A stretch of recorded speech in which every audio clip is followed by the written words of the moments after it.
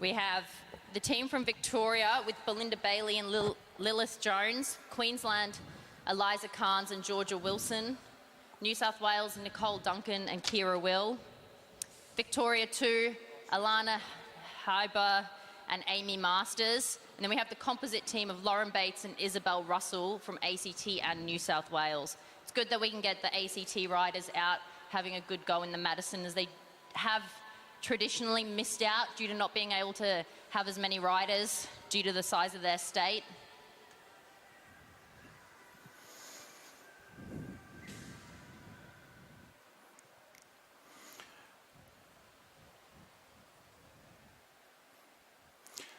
All right, well, we are underway here at the Velodrome.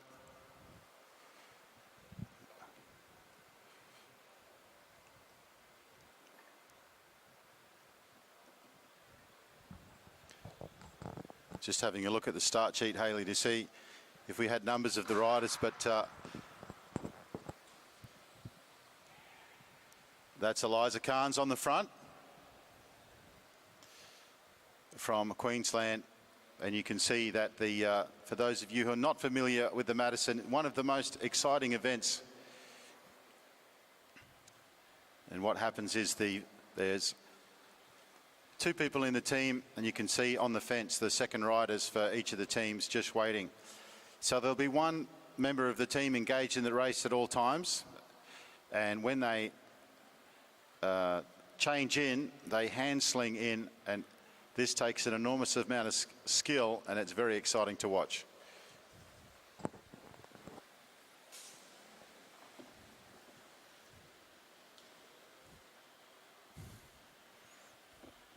We're going around now with some first changes from teams. New South Wales and Queensland have just changed. You'll see through the race they'll change approximately every 2 to 3 laps. The race is 80 laps, so in theory each rider will do about 40 each in the race and a few less than 40 each around the top. So Hayley, what makes up the teams? Do you have two riders like the same, or do you have someone that's more of a sprint specialist to get the points, or how does it work? It's really dependent on how you want to ride the race. Some teams will have one sprinter, one more endurance rider, put the rider in for the sprints, and then maybe leave the other rider in for a bit longer in the non-sprinting times. Some teams will want to go for a lap, so they'll have 2 more endurance riders and try and, have both in the lap and maybe miss out on a sprint or 2, but pick up the 20 points from taking a lap. And then some teams will just have 2 sprinters trying to sprint in turn. But you will find it's a little bit harder at this age. We don't have the numbers in the girls, so trying to get a team together from a state in the first place is just an achievement in itself. I like the sound of doing the sprint laps. That sounds like fun. And then let the endurance rider do the rest of the work. And as Hayley says, these younger cyclists, and they typically haven't quite specialised just yet. It's normally around this time that they might look at a endurance or a sprint path, but most of these girls here are very capable at doing both.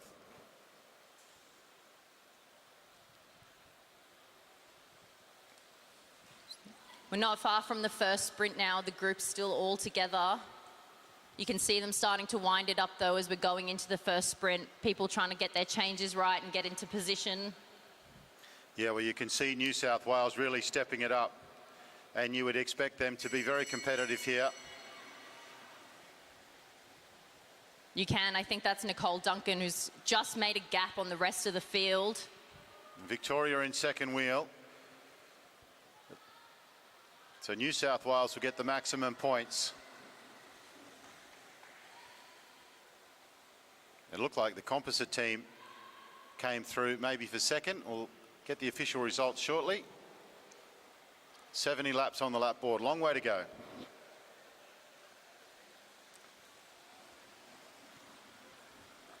You'll see until this point it's all been together, but now some of the teams are putting the pressure on a little bit. New South Wales and the composite team.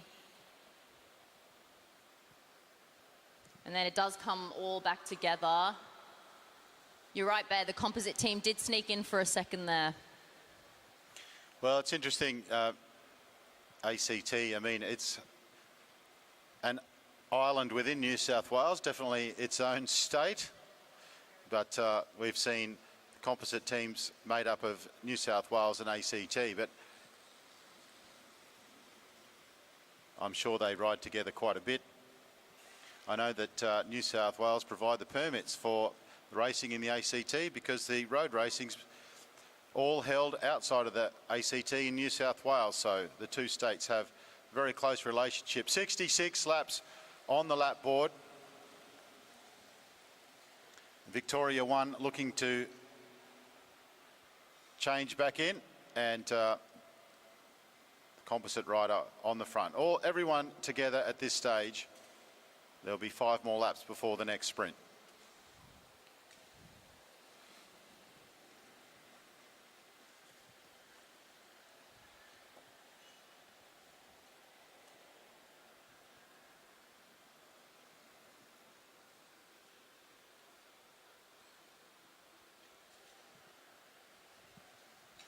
No one too keen on being on the front at this point. It is staying all together. Currently working in the fastest sprinter team's favour. We'll see if anyone really wants to give it a lap at some point through this race. Would you say the favourites out there in New South Wales, Hayley? I would, but we'll see how they go. It's a long way. Both these riders are endurance riders, but they've both come from a very varied background, getting medals in sprint events, especially in the under 17 category. They could have gone either way as they get older. So it is good to see them in the endurance events this year, but still plenty of time for them to make a decision.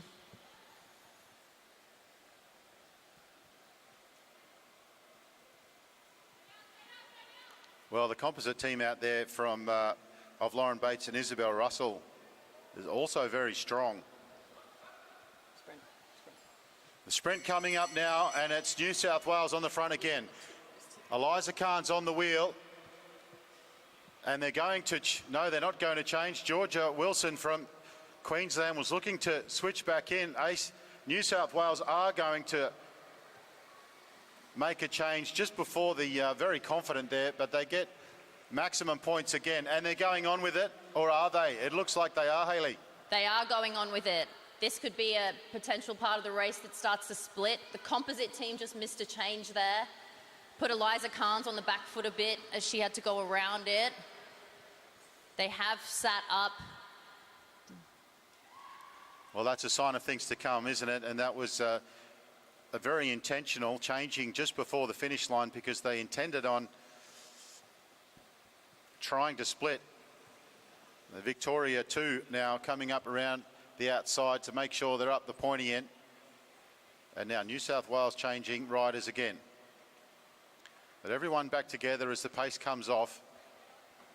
And after 2 of 8 sprints, it's New South Wales leading on 10. Composite team on 5. Victoria 2, 3, Queensland 3, and Victoria 1.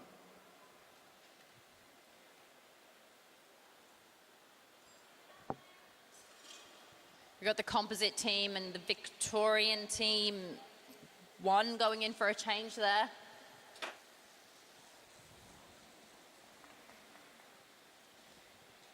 Still 56 laps to go, another 5 sprints.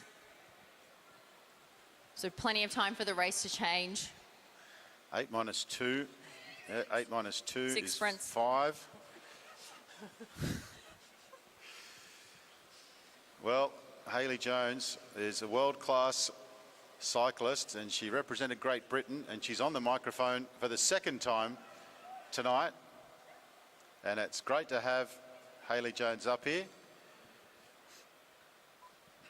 Just still can't do math, apparently. All that time cycling, you can't expect it to have excelled in maths as well. So I think that Lauren Bates coming in.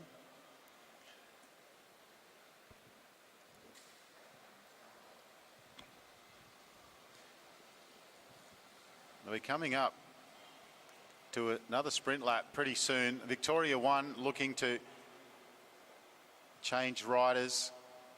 All pretty calm. You expect New South Wales will jump out of the blocks at some stage, but Victoria just picking the pace up a little bit. Queensland now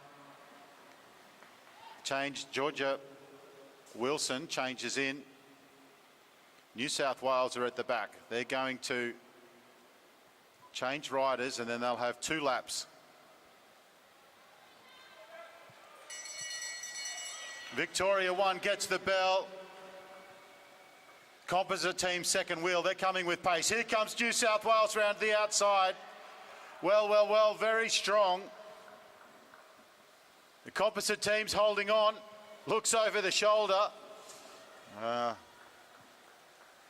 Would have been better to not to look, to be honest, but New South Wales, I think, got there in the end. They came from a long way back.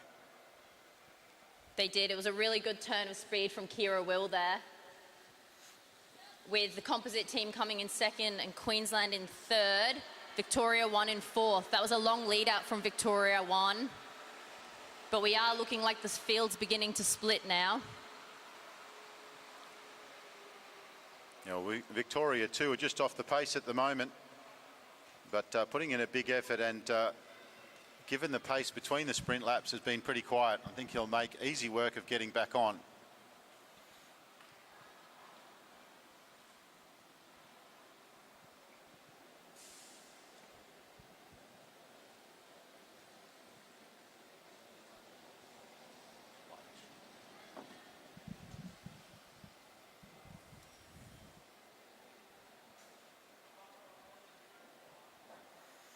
Quite often when you're up here commentating, you get text messages from people giving you stats, advice, telling you to shut up sometimes. And it's good to see that Hayley Jones' friends are keeping that tradition alive. She's getting constant messages of encouragement, opinions, observations, silliness. All feedback is a gift, Scott Slade says. And halfway through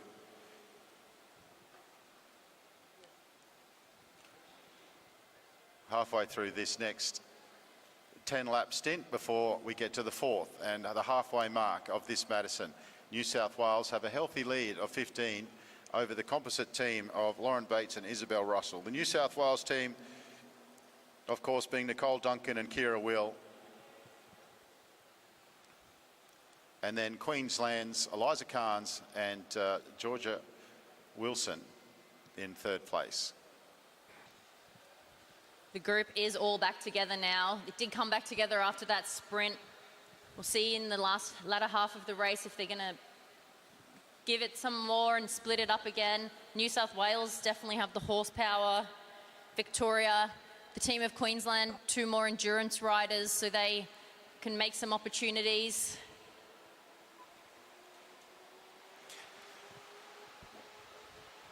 We've got to hand it to Victoria. They've fielded teams, they've fielded riders through the para, through the 19s, through the elites.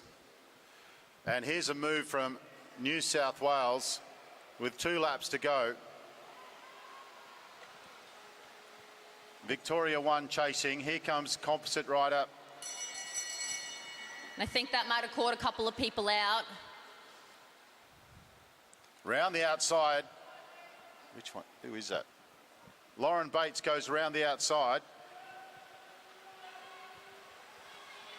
Nicole Duncan is going to come in second, and it looks like Victoria 2 might have just slid in there for third, with Victoria 1 in fourth. So this is going to be a very, very tight race at the finish. Well, New South Wales, that's got them going, hasn't it? That's got them G'd up. They're retaliating. Keirin Will. So you want to take a lap? Okay, take one. Now you can suffer. We've got Lauren Bate chasing from the composite team. Queensland going in for a change. Georgia Wilson's just tagging onto the back there. Will they keep going with this? We've got 3 teams out front.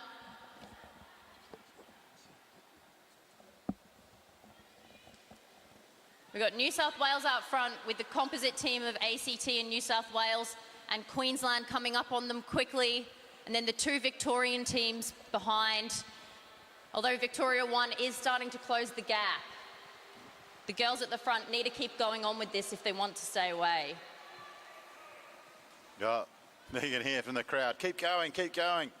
But 4 of the 5 teams back together. And now there's a response from Victoria. Victoria, is that 1 or 2? 1. Victoria 1, but she rolls up to the fence, and now it's Liza Carnes from Queensland. Victoria 2 putting in a big effort to get back on the back, and as the pace settles, they may well rejoin.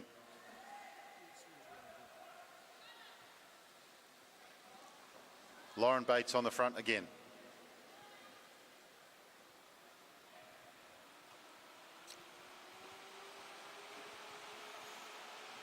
Well, the pace has come off, and Victoria 2 are back on again.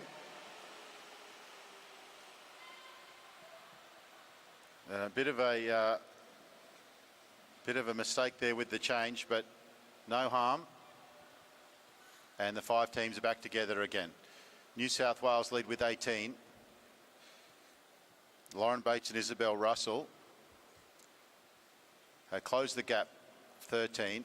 Queensland, who missed out on points in the 4th sprint, hold on to 3rd place with 5. But joint with Victoria 2, also on 5. So this is going to be a really tight competition. We are coming around to another sprint. And Victoria 1 are beginning to wind it up.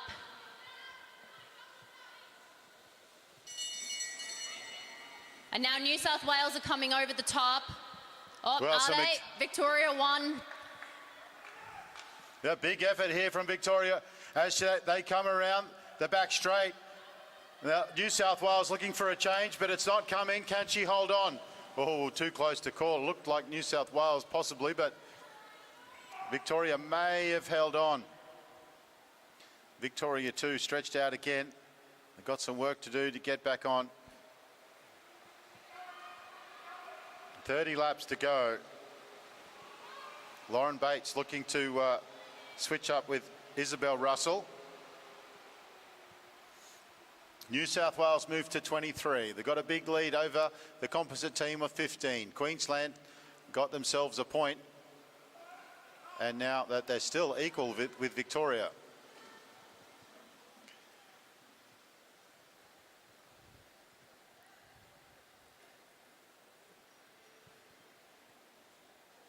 No one's too keen to try and get a lap in this race so far. Lauren Bates just rolls up. New South Wales rolls through. Queensland behind, and Victoria 1. Liza Carnes just rolling through there with Lilith Jones now rolling onto the front.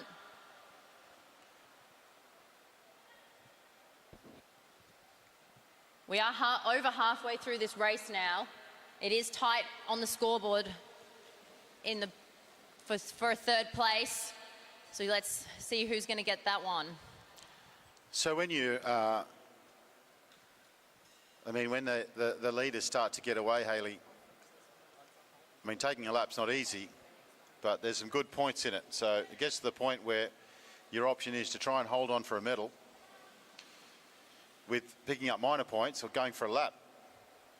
Or if you're New South Wales or the composite team, you might look to secure your victory by taking a lap. But it's a big risk. It is a big risk. You'll find this race is quite short for a Madison as well, being junior women 19.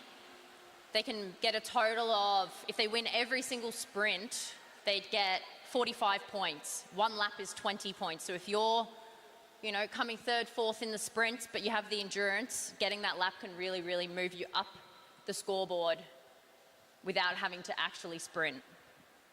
And usually you'll pick up a point on the way as well. Not as easy to take a lap with a small field, quite often with a bigger field. people are back a bit slower. Yeah, well, if you have a field of 20 teams, they'll be strung out almost a whole straight. So taking a lap is a lot shorter. But you also have a lot more people chasing you. So it can be a lot harder. We're coming around now with 2 laps until the next sprint. We are right at the back end of this race, and it's anyone's game. Well, it looks at the moment that the New South Wales and the composite team, who both have very good sprinters in their team, are happy to play it like this, where it's pretty steady, and then it's just a sprint. And Lauren Bates now, again, is trying to challenge as she comes out of turn 4. Can Lauren Bates get over the top? Oh, she does. She does. Well, she's proving to be a thorn in the side of New South Wales and making this a real contest.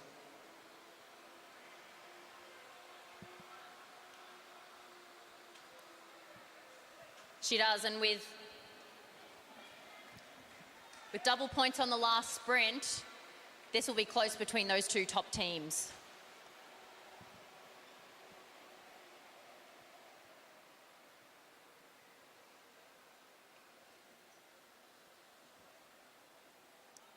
Double points on the last sprint.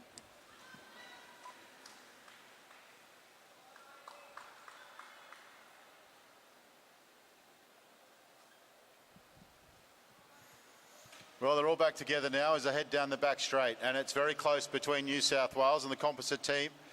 Lauren Bates and Isabel Russell, 26-20. And the battle for 3rd place between Queensland and Victoria, both on 7. So there's 2 battles going on here. One for the gold and silver between New South Wales and the composite team, and then it's Queensland and Victoria 2. Having said that, Victoria 3 is on 6, so the 3 bottom teams there are all vying for a place on the podium. Also, don't forget today, up on the back concourse, we have the gear shop and velo bike, as well as Echelon Sports. And we'll have a watt bike activation later this afternoon for anyone who wants to go and do a little bit of testing to see where they stand in the cycling realms. Perfect for people who are thinking about getting into it. And also, there's some Lego over there, Hayley. There is some Lego. Good one for the kids or adults. It's a trend. It is a trend.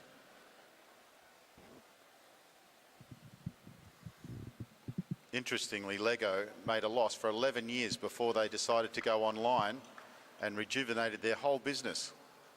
Quite amazing. And if you want to play with some Lego, head up to the concourse.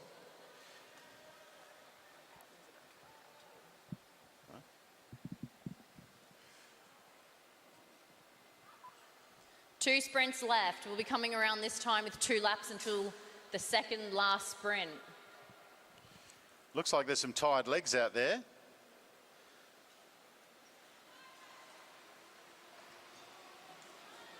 All the teams are about to change in sync.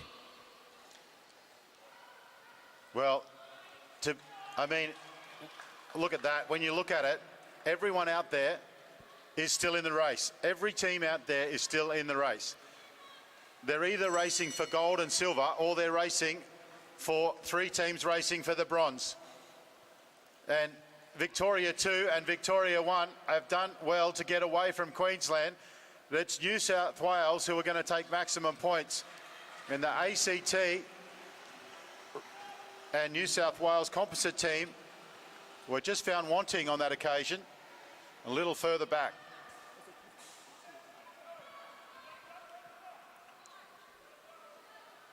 So no points for the composite team.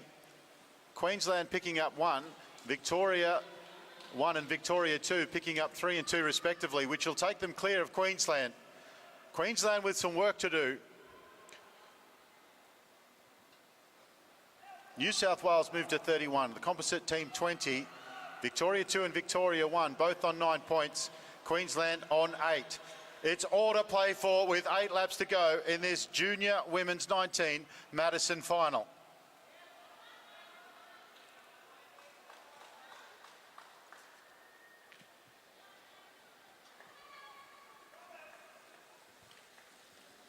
It will all come back together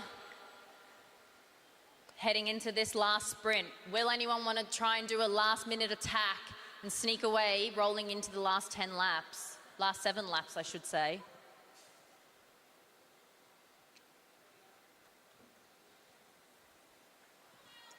It's also 10 points on this last sprint, so it is anyone's game.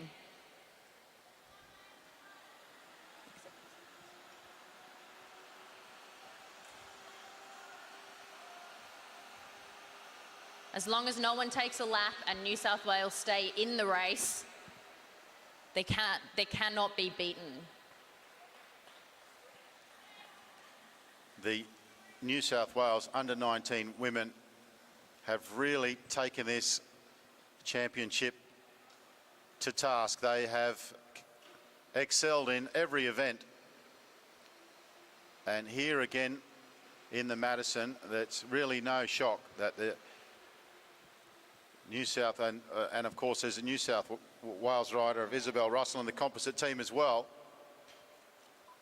So doing good things down there in the junior women's ranks, New South Wales. There's 4 laps left in this Madison. You'll see teams now coming in for their final changes before the finish.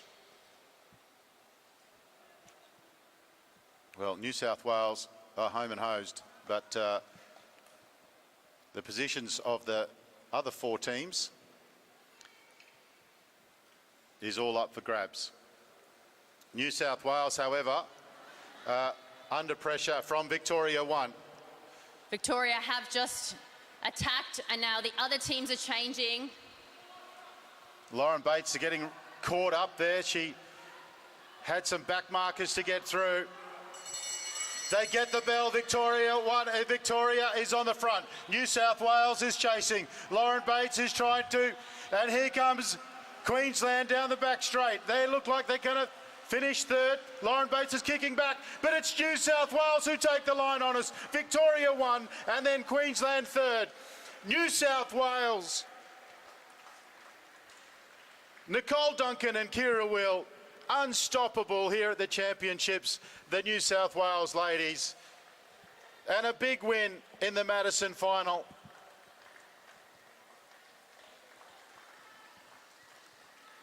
So strong in the junior ranks. Now they've moved up to under-19s and they just keep winning. The result, New South Wales win the 2023 Madison, 41 points. The composite team, that team of course was Nicole Duncan and Kira Will. The composite team of Lauren Bates, the New South Wales, Isabel Russell, 22. Victoria 1, hold on for the bronze with 15 over Queensland 12 and Victoria 2, 9.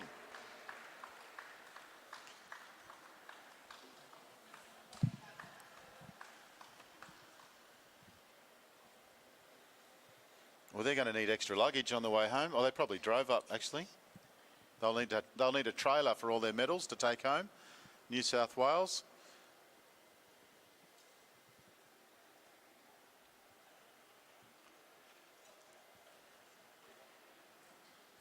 For us up here, that race seems to go really fast. But you know, for the girls on the track, it feels like they're out there forever. It's a really, really tough race, the Madison. Well, I imagine it's mentally tough as well as it is physically tough. Trying to calculate how many laps to go, where you are, where your partner is, when you should drop. Who's going to sprint? And you don't get a chance to... you don't get to talk about it. How do you communicate? You shout a lot.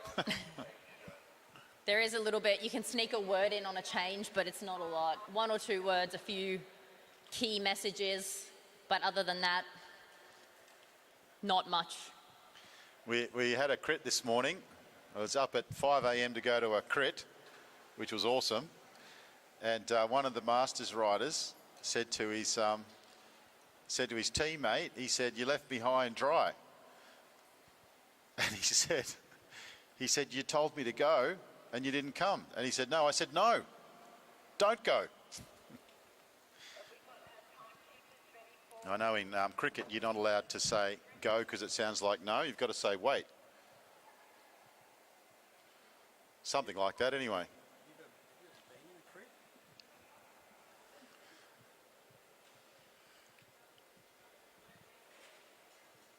Just getting the track ready now for the next event, which is the para team sprint qualifying. We have 4 teams in this event.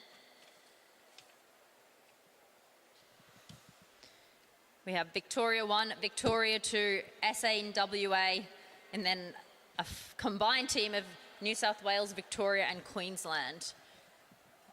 It's really good that we can field these teams to be able to have a para team sprint event in the national championships.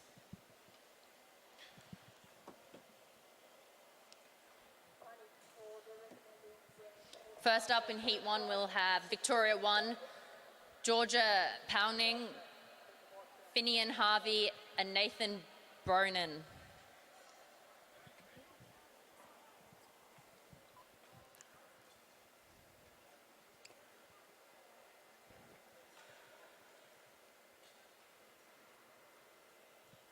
The first 2 teams will go to the gold final later today, and the 3rd and 4th team will go to the bronze final.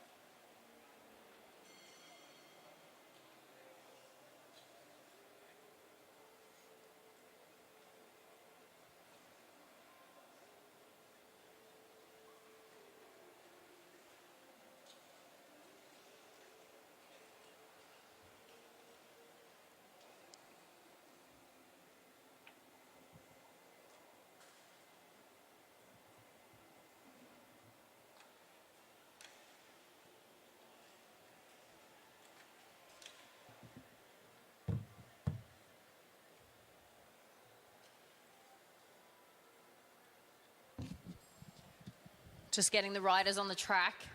It is slightly different with the paras.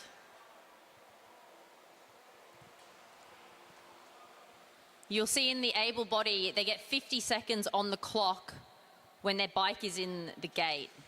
The para athletes, they get ready and then they'll have 15 seconds to start.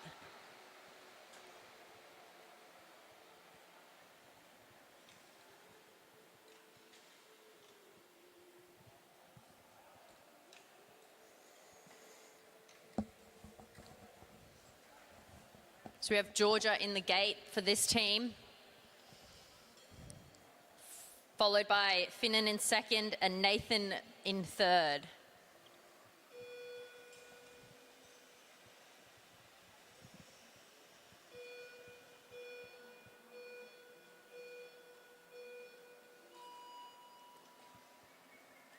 Out of the gate, Georgia Pounding. She's been in the medals here this championships, and she's getting them started as she heads down in her first lap. Down the back straight.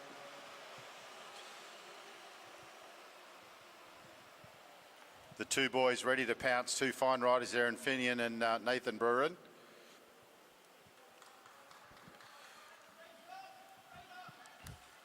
Georgia rolls up out of the way, and it's Finian Harvey There's the first of 4 teams, so it'll be interesting to see their time. They will set the fastest time, against which the other teams will be judged. 152, Finney and Harvey. They stop the clock at around a 46. Nathan Bruin now. He's very strong, this man, and he's absolutely flying down the back straight. Washes up a little bit high out of turn 3 and turn 4, and he muscles the bike over the finish line for 1:02.994.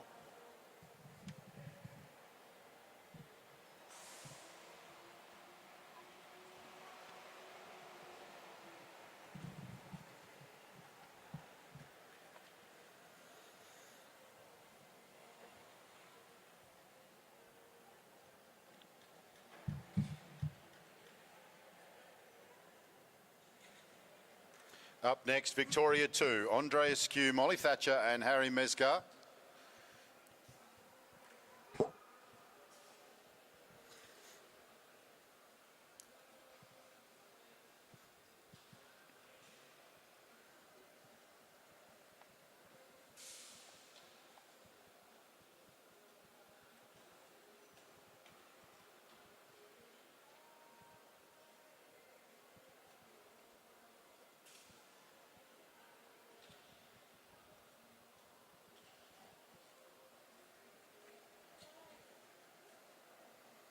The coaches down there getting their bikes in the gate.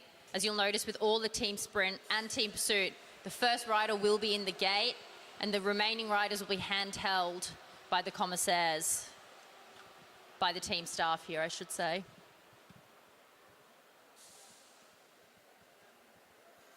Andre Askew in the gate, he'll get them started.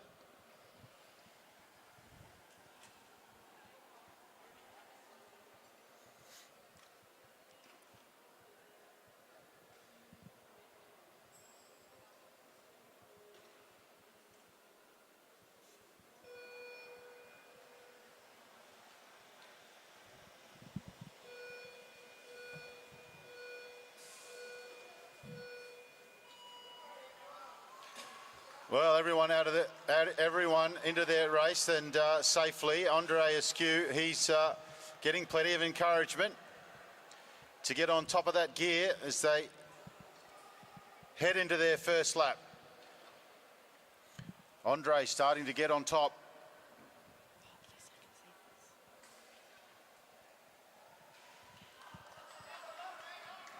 And he rolls out of the way, and it's Molly Thatcher now.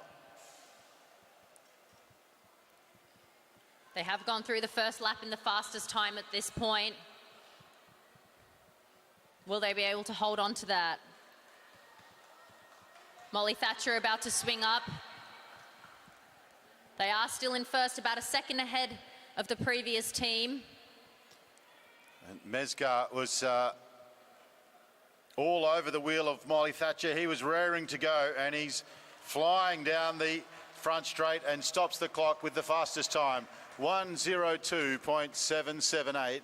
That takes Victoria to the top of the leaderboard with 2 teams to come. Next up, it's a combined team of South Australia and Western Australia. Mitchell Bales, Gabrielle McKenna-Lesky and Matthew Gray.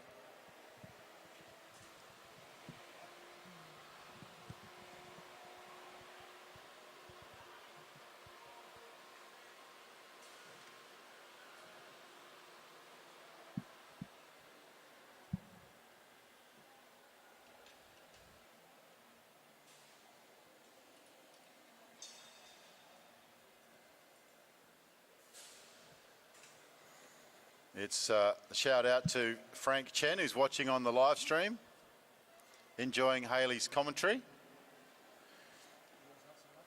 Probably working on his trek.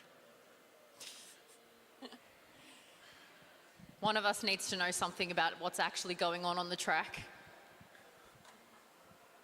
Don't you start. Mitchell Bales, Gabrielle McKenna-Lesky and Matthew Gray. And you suspect this will be quick. Mitchell is quick out of the gate. And then he's got the 2 big men to finish off. And Matthew Gray and Gabrielle McKenna-Lesky, powerful men. This is not a bad team. They've got the fast guy coming out of the gate, and then the big men who can really motor home. Can they get themselves into the gold final with 2 teams to come? If they can beat Victoria 2, they're guaranteed a spot. 10 seconds.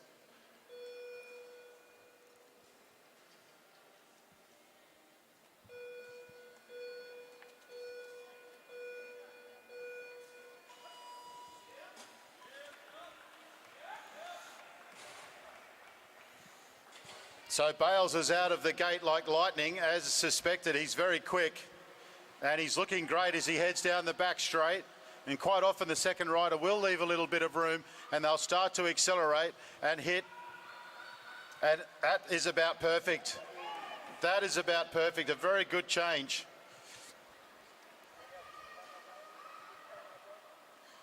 They're heading down the back straight, round turn 3, out of turn 4. I didn't see the split. It's a faster split, 37.2. Now big Matthew Gray. He's headed down and out of turn 4 into the front straight, and he'll stop the clock. 52.451. Now, rider number 2, it was a good wind up, but just rider number 1 has to roll over first.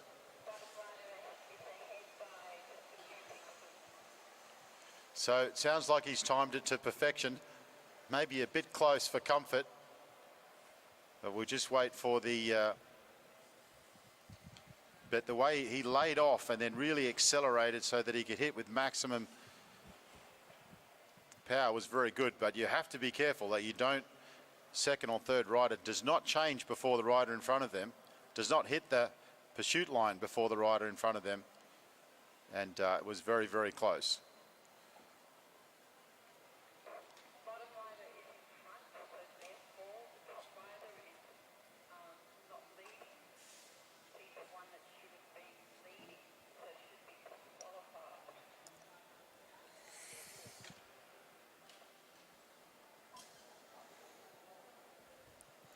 So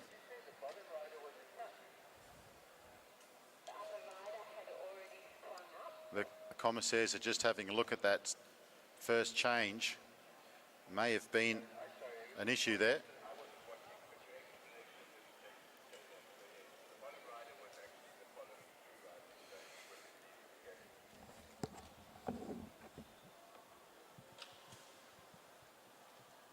We do have up next a mixture of states with Gordon Allen in the gate, Gregory Walters in second wheel, and Corey Boddington is in third. Gordon Allen's got some good track pedigree behind him, member of the Australian cycling team.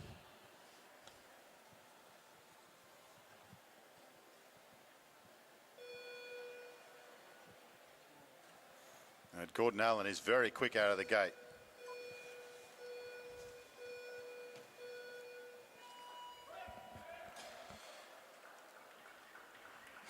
Well, Gordon Allen, as suspected, Greg Walters second. I think it is Greg Walters. Yeah, Greg Walters second wheel has got some work to do, and then he's got a national record holder in Corey Boddington behind him. So Gordon Allen is, well, one thing there, there's no issue with the change. I'll give him that. Very fast time from Gordon Allen, and now Greg Walters into his work. Boddington is trying not to run into the back of him. Needs to lay off just a little bit. And then a good change there to Corey. Corey heading down the back straight with plenty of pace. This is going to be a cracker of a time. He comes out of turn 4. He's very quick. The new kid on the blocks, 53.176.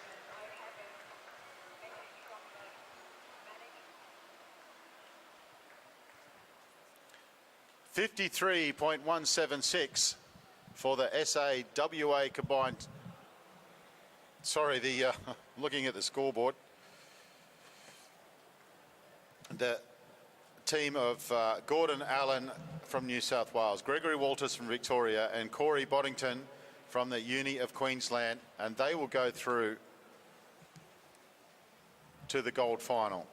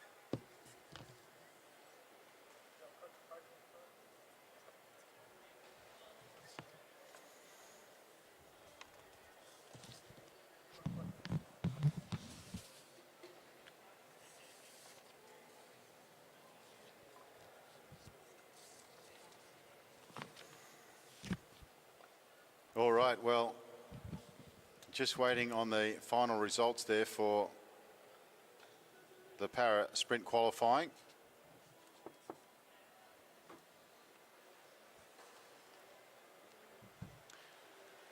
You see on the big screen it's promos for the great state of Queensland.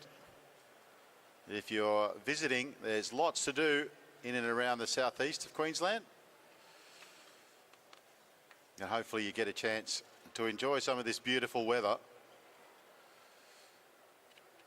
on some of our islands and rainforests. And the good thing about this part of Queensland, unlike northern Queensland, is you're less likely to be eaten by a crocodile. In fact, I would say you're highly unlikely to be eaten by a crocodile if you're out enjoying southeast Queensland. Presentations now, by the look of it.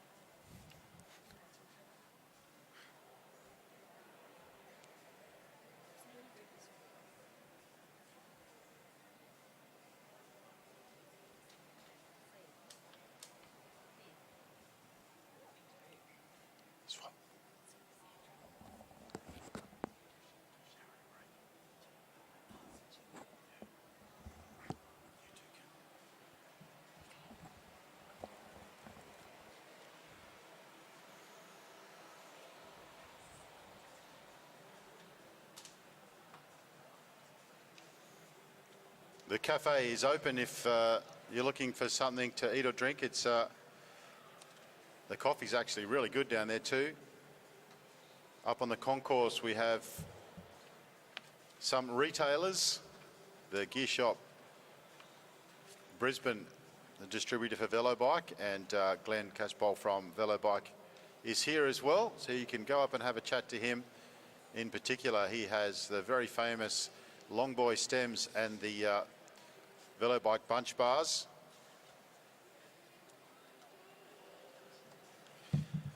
We're going to have a white back bike challenge a little bit later in the program. And for the young ones, there's Lego up there on the concourse near the main entrance, and you're more than welcome to take the little ones up there, or the big ones, and entertain yourself with the Lego that's been put up there.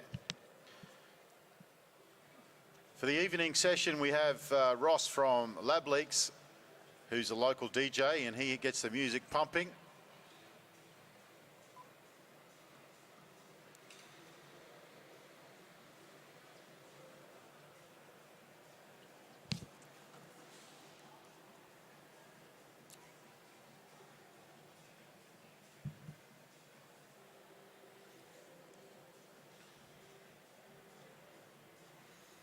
We are going to do the presentations for the Madison, and have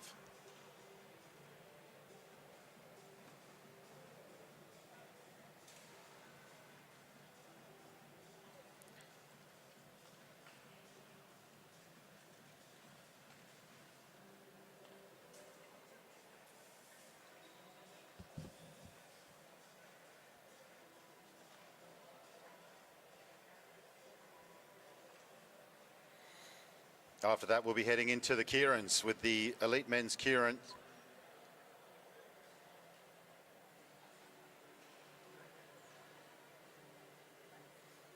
Three rounds before we go to the junior men 19 team sprint qualifying.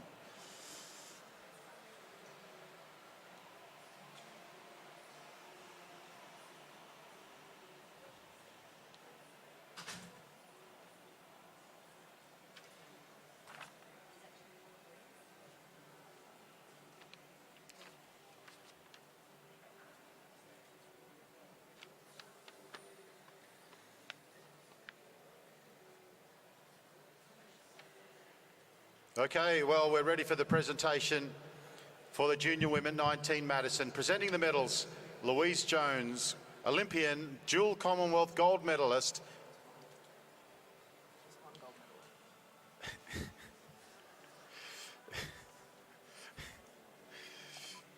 And UCI track and road commissaire.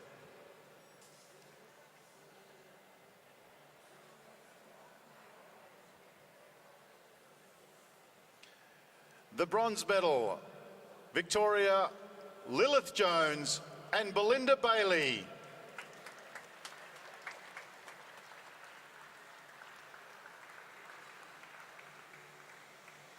The silver medal, Lauren Bates from the ACT and Isabel Russell from New South Wales.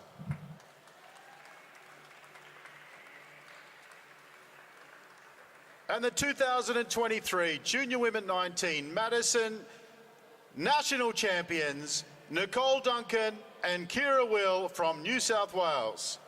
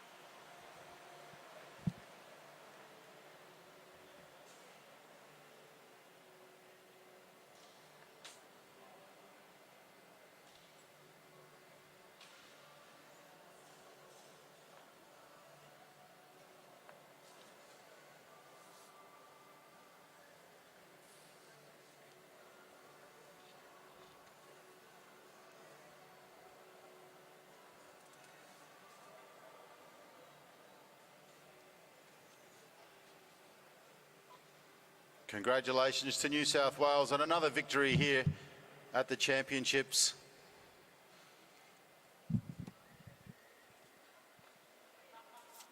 And now we move to event 93, the elite men keirin.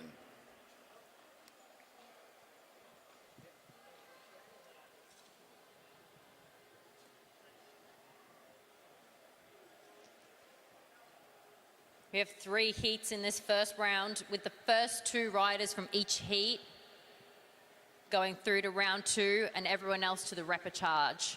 So there is more than one chance to make it to the next round, but if you want to make it easier and do less rides through the day, your best chance is getting in the best 2. You'll be straight into round 2. The first heat, it's going to be a tough one with Danny Barber from New South Wales, Duncan Allen from Queensland, Max Limbensneck, I'm going to mess that up, Ned Pollard and Matt Richardson. So we do have the favourite, Matt Richardson, in this first round. So the keirin is Japanese. It literally means racing cycle. And it was developed in Japan in 1948 for gambling. It became an official event at the 2000 Olympics in Sydney. And the way it works is there's a motorbike, which we call a derny. It motor paces the riders, gradually building up their pace till the end of the 3rd lap when it rolls off. And then it's a scratch race from there on. In the first lap, riders have to stay in the position that they were allocated. After the first lap, they can move around in the order, but they must stay behind the derny. After the derny goes off, it's every man for himself. The derny rider now is none other than Louise Jones, and she does absolutely everything down here.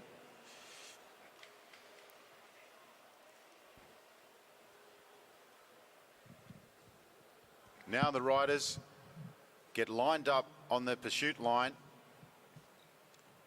The commissaire will give the flag for the derny to come around.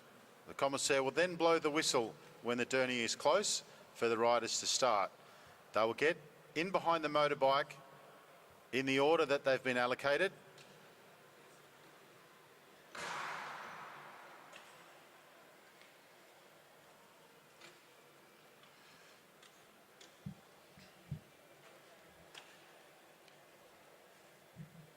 And this first round, Daniel Barber, Duncan Allen, Maxwell Lieberknecht, Ned Pollard and Matthew Richardson.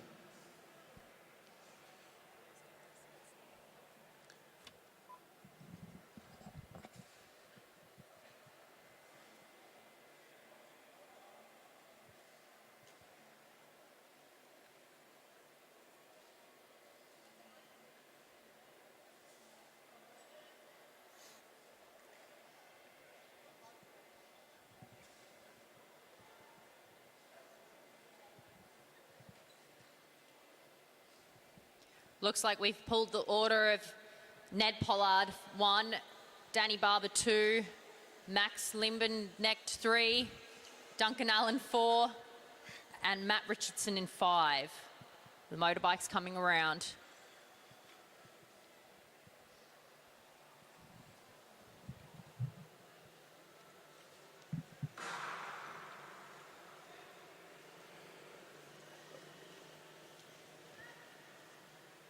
So all lined up behind the derny.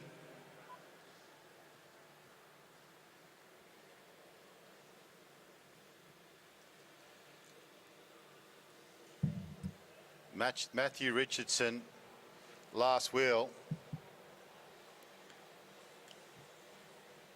He will be the one to watch.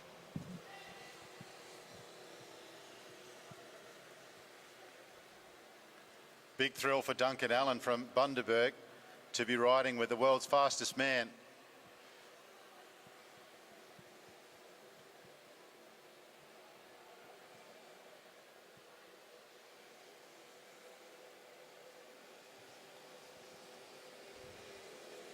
Coming around with 4 laps to go and everyone's still in their position. A lot of looking around at this stage.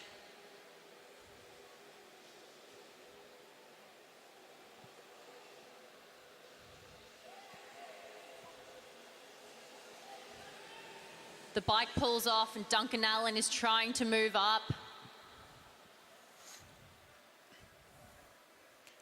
Matthew Richardson, it looks like he's on a coffee ride. He's so relaxed. Well, the move comes from Barber.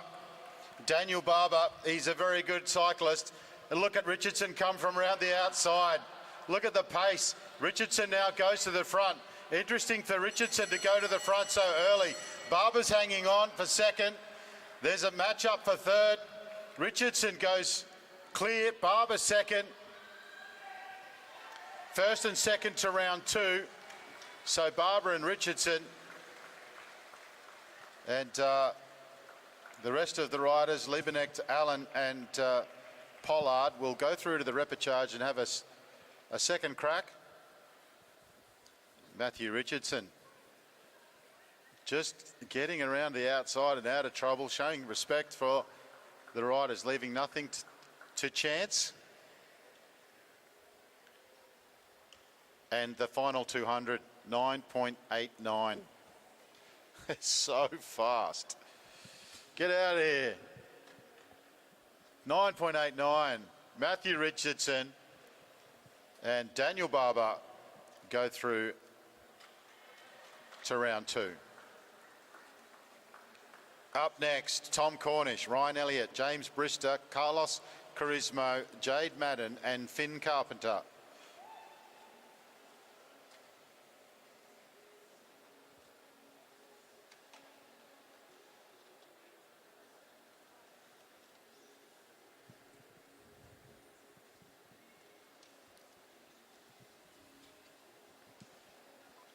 And it looks like we have Finn Carpenter in 1, Tom Cornish in 2.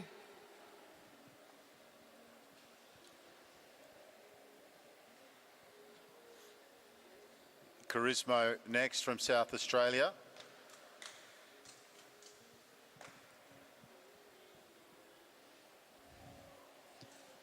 Followed by James Brister, Ryan Elliott and Jade Madden.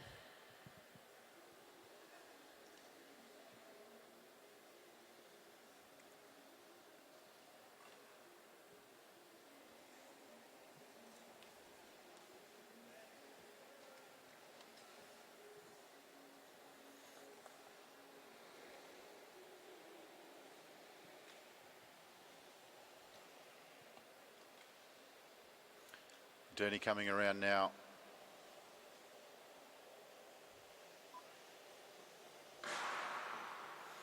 They get the gun for the start of heat number 2. And it's Finn Carpenter on the wheel.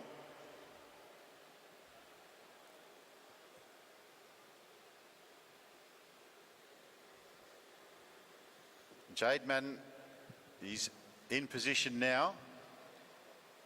Took a little while to get into position, but he's where he's supposed to be now.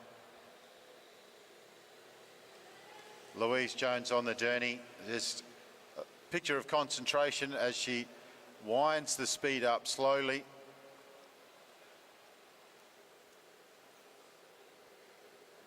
Exit speed's around 50 k's an hour, I think. Yeah, for the elite men, it varies as you get older. So we'll start this event in under 15s in every age group until elite, the motorbike comes off, the Derny comes off a little bit faster. Well, no change. Just as I say that, I think it's Barista who moves up. And going for a long game is the youngster, or is he? He gets himself to the front and then he settles. Ryan Elliott riding aggressively. Tom Cornish goes around the outside. Ryan Elliott is going to try and get on his wheel, and he does. Madden on the shoulder, and he's got Elliott pinned. But being pinned to Tom Cornish is A-OK. Tom Cornish leads out in the front. Ryan Elliott second wheel. Brister's now coming up. Ryan Elliott's got nowhere to go. Brister comes up onto the shoulder. And Tom Cornish is going to take it. A very good ride there from Ryan Elliott, but he was pinned down low by James Brister. And it's Tom Cornish and James Brister that'll go through to round 2. Ryan Elliott, Carlos Carismo, and Jade Madden and Finn Carpenter will go through to the repechage.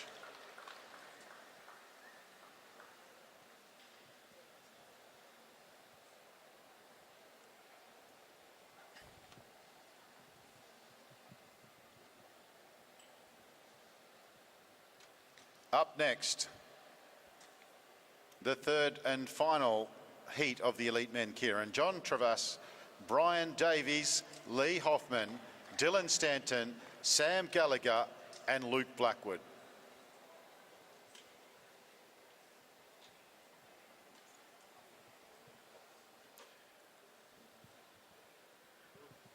Byron Davies crowned the TT national champion last night.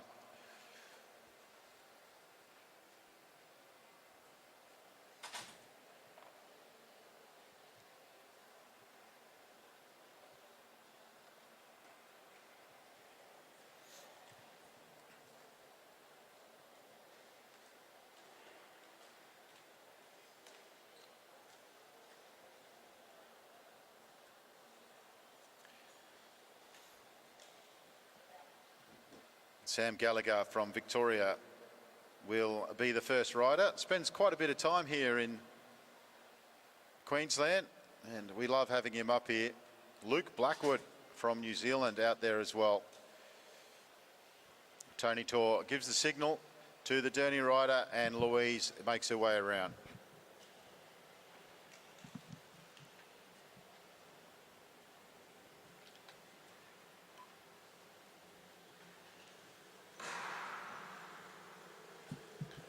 So Sam Gallagher on the wheel, Stanton second wheel, then it's Lee Hoffman, New Zealand's Luke Blackwood, John Travas, and then the TT national champion Byron Davies.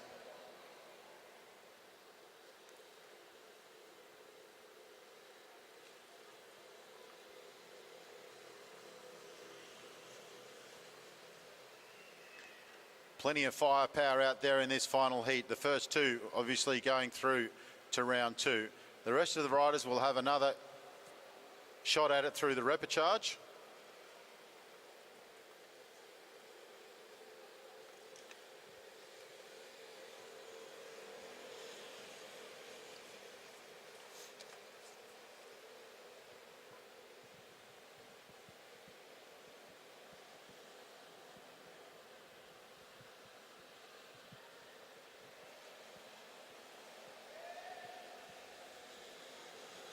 Byron Davies moves up round the outside. Lee Hoffman's up there as well. Sam Gallagher out of the saddle. He wants the wheel. John Travas coming around now. Byron Davies happy to sit in third wheel at the moment. The pace is high. They'll come round for the bell lap.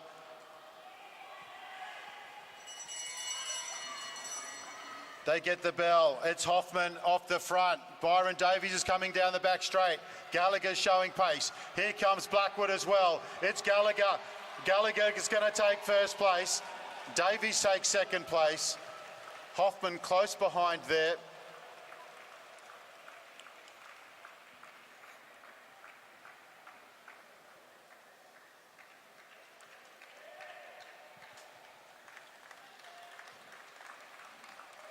Good job by Sam Gallagher to get himself through to round two. And Byron Davies, who was just pretty relaxed there in the back of the field and just made sure that he got through and into round two.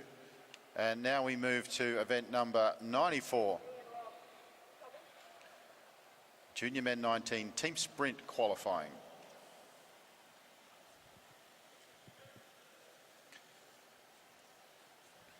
We've got 4 teams in this event. We've got Victoria, Queensland, New South Wales and South Australia. So well represented across the states. The top 2 teams will go into the gold and silver final. Third and fourth will go into the bronze final. Neil, just using the front straight.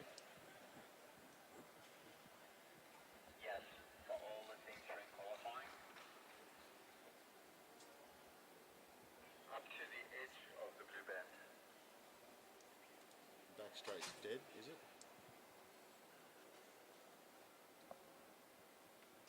Just running front straight. Nothing wrong with the back straight.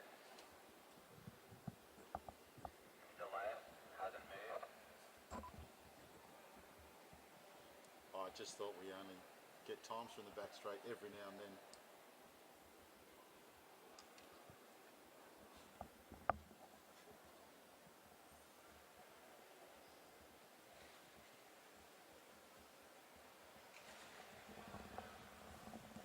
Yeah, Buggy, you got me on that one. First up, we have the team of Victoria with Hamish Clarkson, Adam Lees, and Ruben Smith.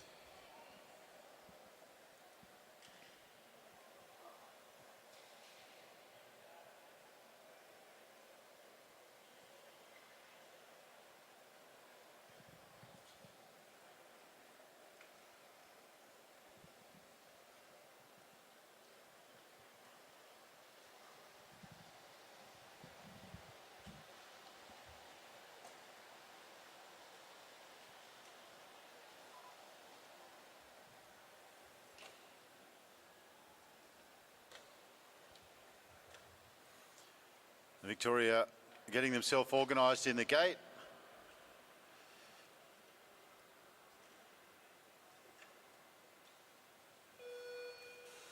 The sprinters tend to wear straps. Make sure they don't pull a foot, and you can also get a bit of purchase from the top of your foot as you pull.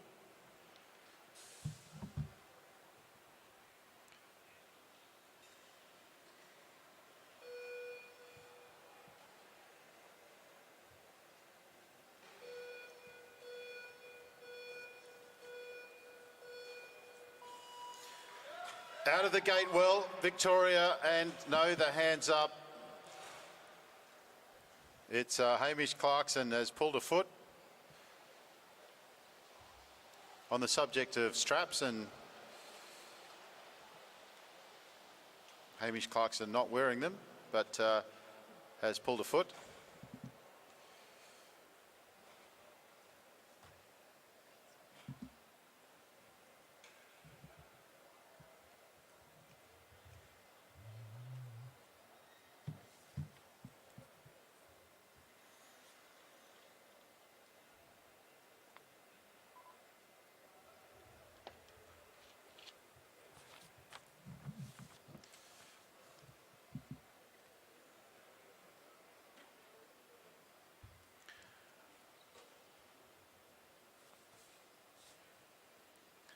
Sean Walsh down there in the commissaires area. He's looking after the line camera, and he was here till about 10 o'clock last night, and 5:30 this morning he was down at a crit.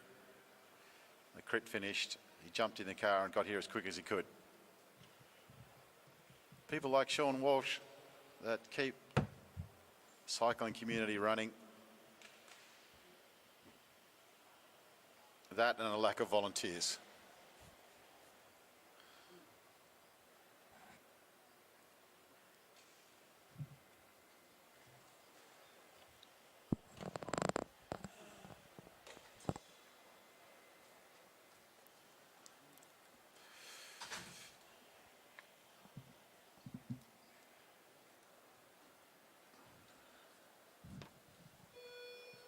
"30 seconds to go." Hamish Clarkson, Adam Lees and Ruben Smith from Victoria.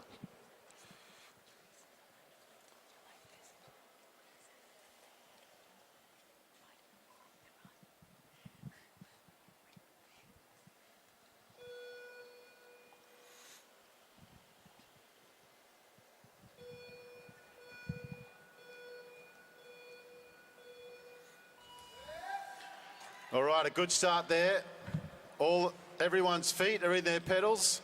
That's always good. And it's Hamish Clarkson who gets them started, and he's heading down the back straight with earnest. He comes around turn 3. Little bit wide there momentarily, and he's fanned out well. Adam Lees from Victoria now. He's heading into his lap. He comes down the back end of the track, up very high, but he does that intentionally so that he can leave room for their final rider. He gives a yell to Ruben Smith. This is the first time, so it'll be the benchmark time. Ruben Smith coming around turn 4. And they stop the clock at 49.004.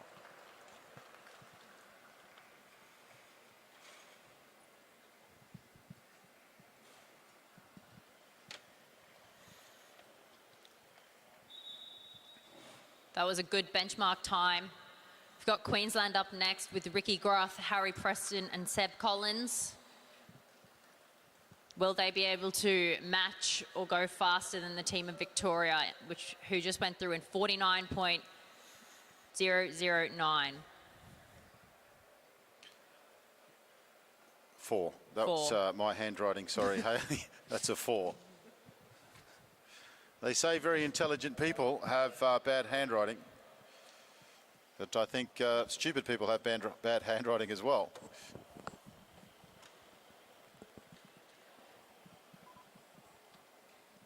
Okay, Haley Jones will be doing the writing from now on. In the gate is Ricky Groth, and he is very fast out of the gate.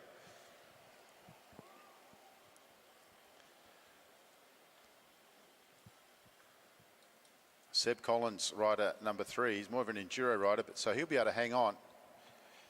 And Harry Preston, rider number 2.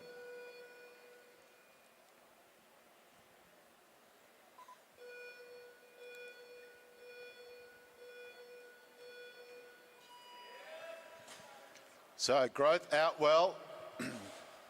Preston winding up. He's got some catching to do because Ricky Groth is very quick down the back straight. Ricky Groth has got them out to a good start. Preston's got some work to do. Second fastest time in the first lap. Now Preston's got Seb Collins all over him.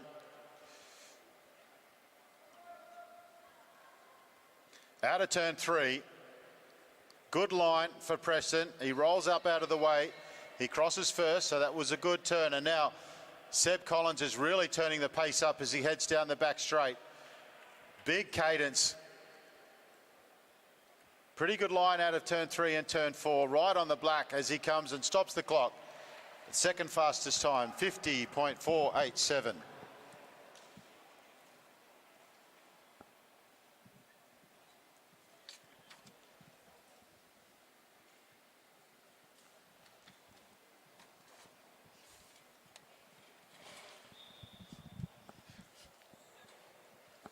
New South Wales up next. Noah Mason, Jaden Stanek here, and Xavier Bland. This is the Junior Men 19 team sprint qualifying. And they will ride again in the final.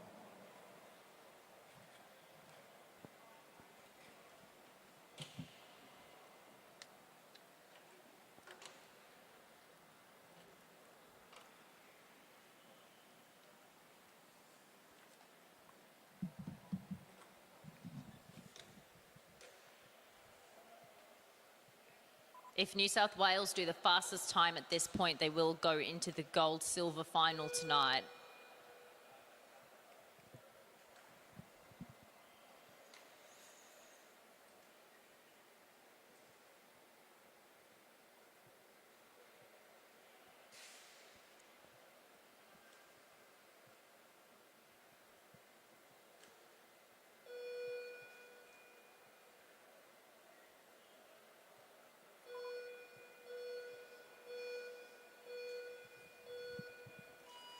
Good start. A good start out of the gate there from Noah Mason. And he's really winding that bike up as they head down. They've all got the 2 discs. Not surprisingly, the fastest time, 19.130. An excellent time. Jaden Stanton Keir on the front as they head down into their second lap. Another good changeover. And now it's Xavier Bland. This bloke is quick. He's using the whole lap. He heads out high over the sprinter's line, and then he ducks down into turn 4, and he stops the clock with the fastest time of 47.086. The fastest time by 2 seconds. Very good qualifier from New South Wales.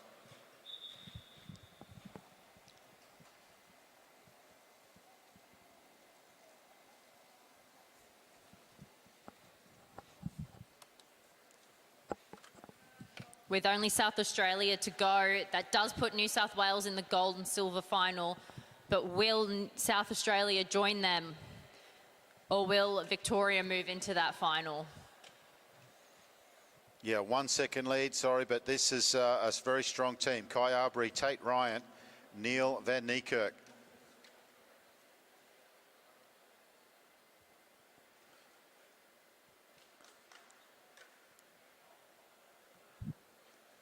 Tate Ryan, an absolute standout in their junior men under 19s.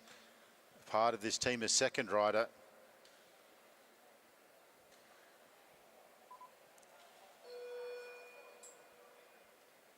Kai Arbery in the gate.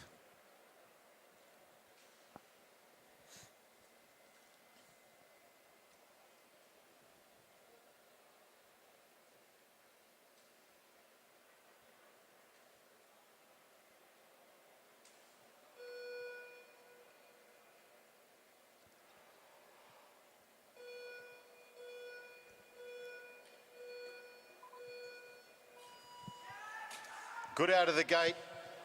South Australia's Kai Arbery. Tate Ryan second wheel. And he's just laying off Arbery, who's done a very good state. And you watch how he closes the gap. Second fastest time.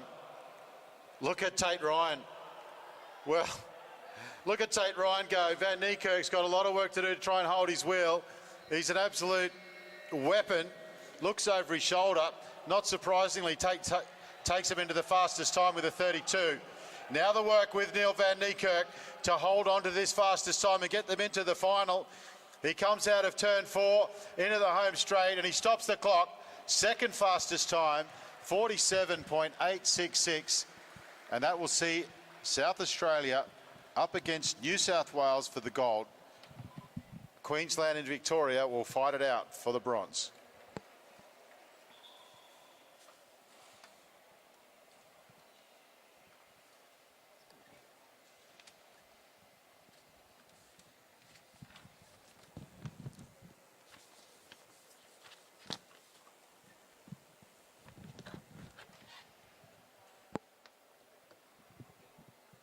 We have 5 teams in the women's elite team sprint qualifying. First team on the track for their qualifying event is Western Australia with Indiana Lysett, Sophie Watts and Jacqueline Knock.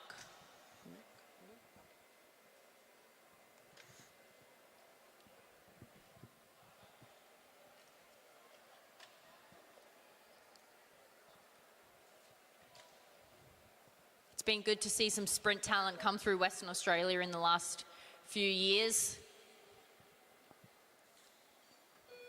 There is no backstraight turning. There should be an updated sheet on your table there. It's all the front straight.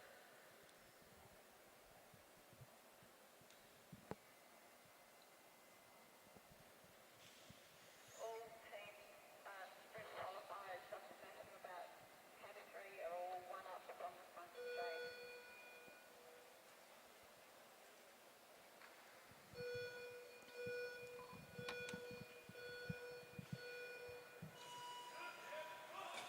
Indiana Lysett out of the gate.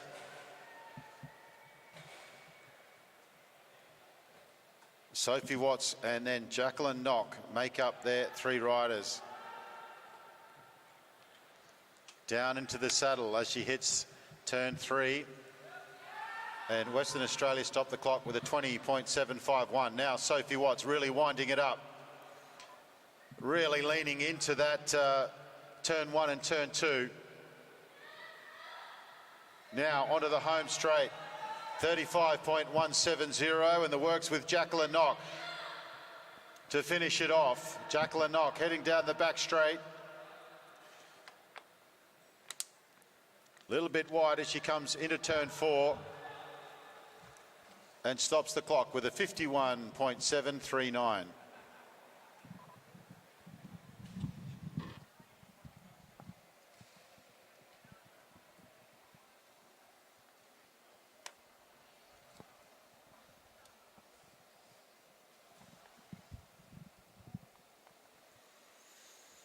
That was a good time from the team of Western Australia.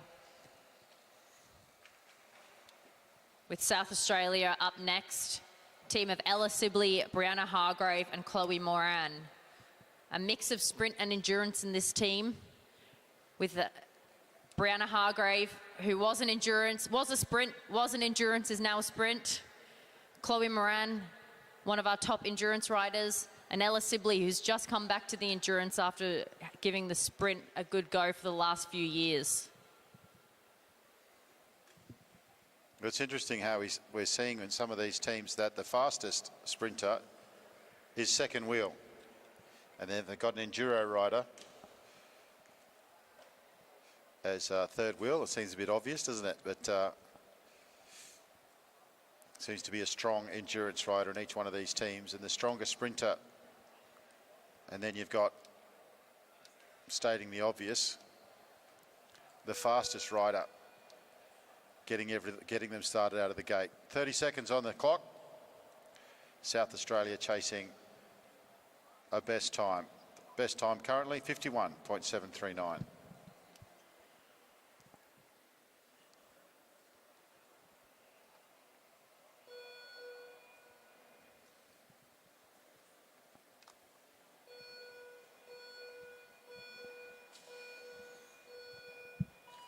Ella Sibley out of the gate. That was a good start. She's winding up now. Brianna Hargraves, Chloe Moran. Good time. They're looking good as they head down the back straight. Ella Sibley, a fastest time of 20.6. Now Brianna Hargraves is flying, and Chloe Moran got a bit of work to do. So Hargraves stops the clock, 34.976. Now Chloe heading down the back straight. 51.739, the time to beat. And South Australia stopped the clock, 51.129.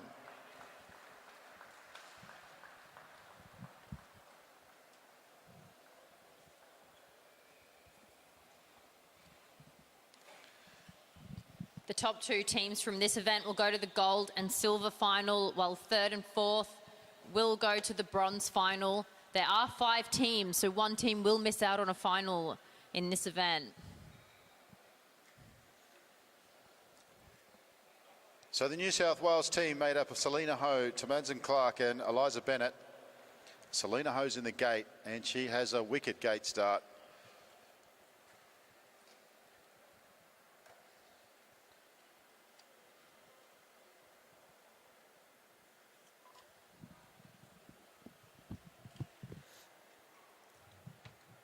New South Wales have come well prepared with particularly with their ladies in the team. But across the team, I expect this to be pretty quick. 20 seconds.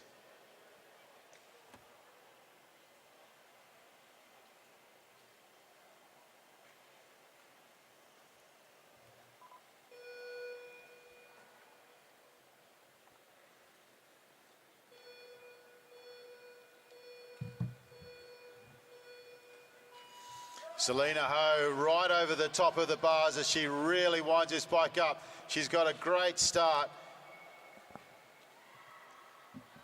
Still over the top of the bars and out of the saddles, riding on top of the bus.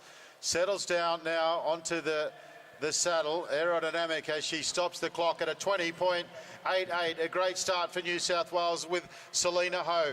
Now it's Tamazin Clark who keeps the pace going, and they're looking quick. They're nice and close together, which is good as they come over for lap number 2. It's a clean 34.697, and it was Tamazin Clark who crossed first. Now Eliza Bennett coming out of turn 4, and she stops the clock with a 49.978.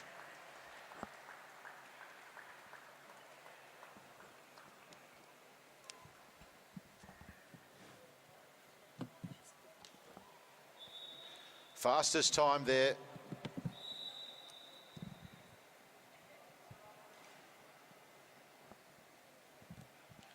And that was actually Kalinda, rider 51.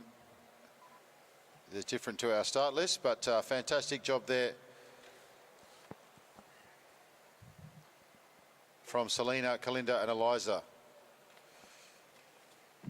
So says Hayley Jones. I missed the time. You saw in the last heat, the South Australian rider coming off, but took her almost in a second rider in the heat before she actually exited the track on the home straight. Australia, thank you.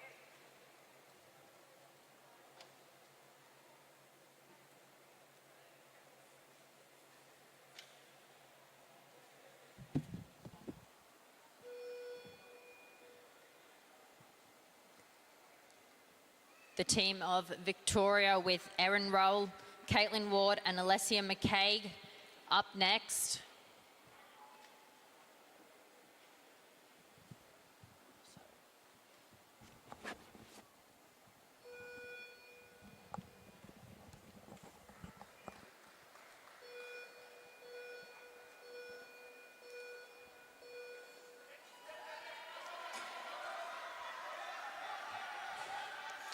All right, Victoria out now and into their work. And it's Erin Rowell who leads them down the back straight. And plenty of encouragement for this Victorian team. Only Queensland to come. Second fastest time, 21.8. Caitlin Ward now. Caitlin Ward looking very quick as they come down the front straight, and then she stops the clock. Second fastest time. Alessia McCaig now, champion from the TT last night, in very good form. Looked fantastic coming around that turn there, 51.121. It's a second fastest time. It was the second fastest time, very close to South Australia's 51.129. We have New South Wales leading at the moment in a time of 49.879.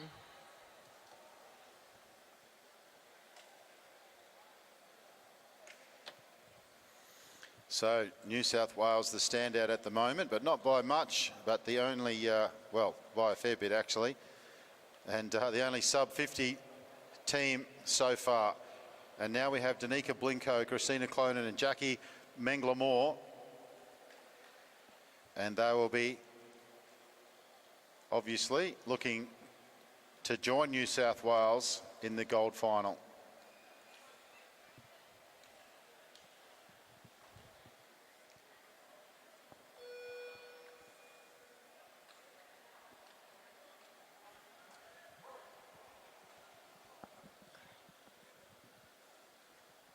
Danica Blincoe in the gate. 15 seconds on the clock. What can Queensland do? 49.879.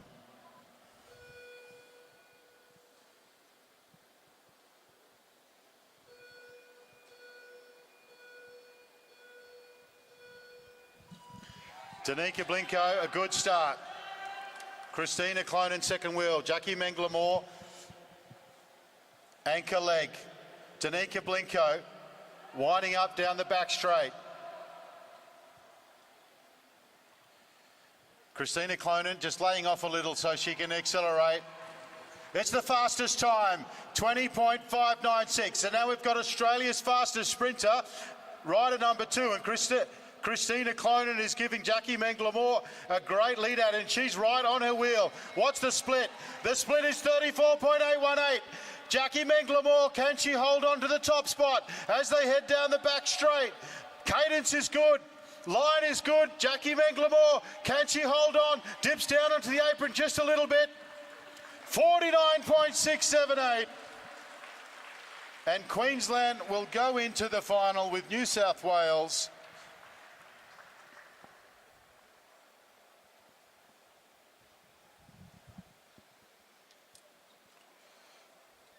And it'll be South Australia and Victoria That'll go into the bronze final, and there was only 8/100ths of a second between, 8,000ths of a second, I should say, between South Australia and Victoria. So that will be very, very quick.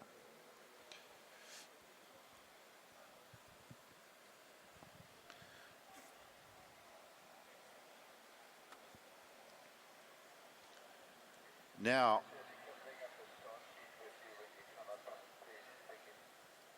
we're getting back into the keirins now. We could take that camera and put it on the Derny, but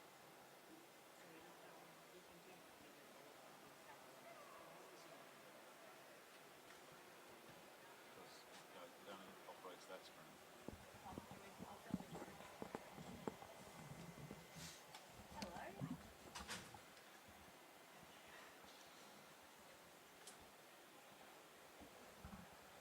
Well, we've got a guest in the commentary booth who's going to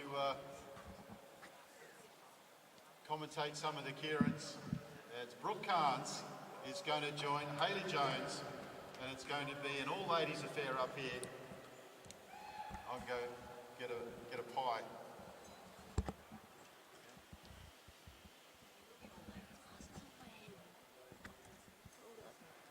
Hayley's a better talker than I am.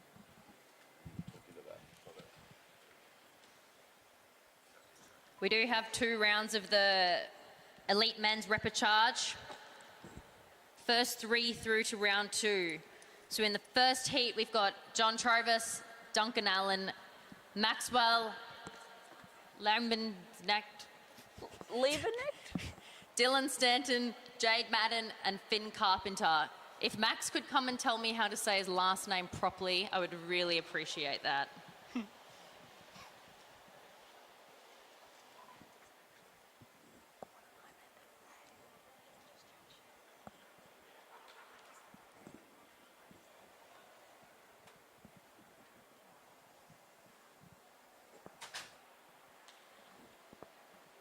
We seem to be having a quick break.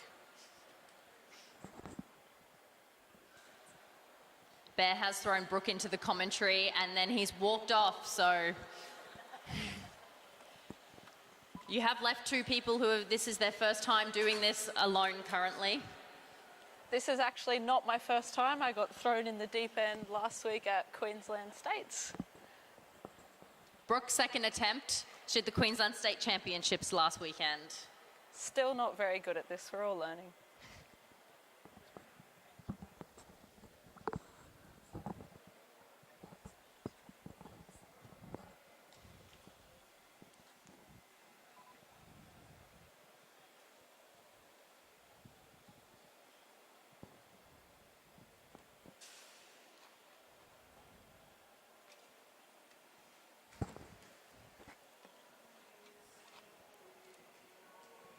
How many people have we got on the live stream?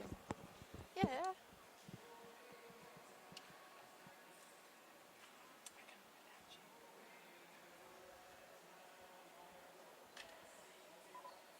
I hope everyone's enjoying this live stream from the comfort of their air-conditioned home. It is very, very hot in this track today. Lots of makeshift fans with programs. A lot of interstaters complaining about the heat. The Queenslanders love it though. As a Queenslander, we're complaining too. We are getting the athletes on the track with Duncan Allen, who's pulled 1.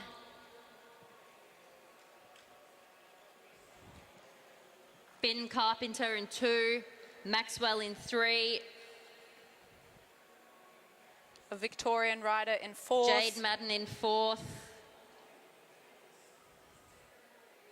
John Travis in 5th.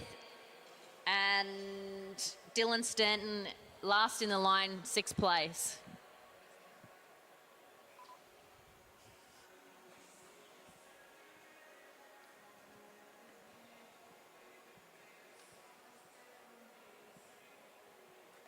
And the bike is off.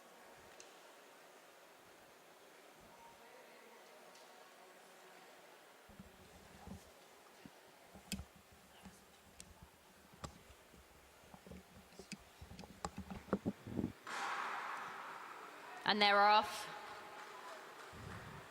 The riders will get into their formation for the first lap of this event, and no one can pass the Derny.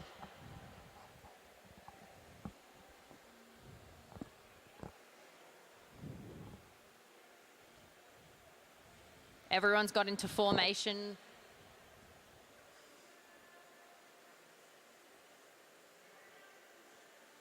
Duncan Allen looking around from first position. Carpenter looking around from second position.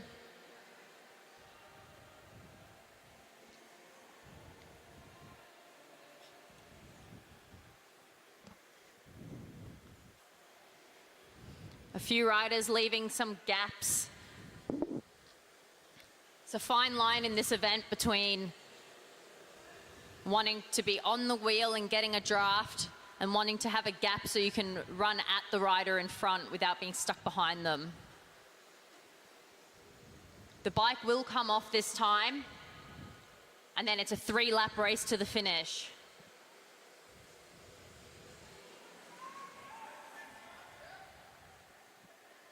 We see Finn, who has now taken the front. Duncan Allen still on his wheel. A lot of riders looking around. Maxwell starting to move forward. Still 2 laps to go and Maxwell's moving forward. Finn Graham doesn't want to give up that front wheel though. Now we have Dylan Stanton and John Trovis trying to come from the back. Oh.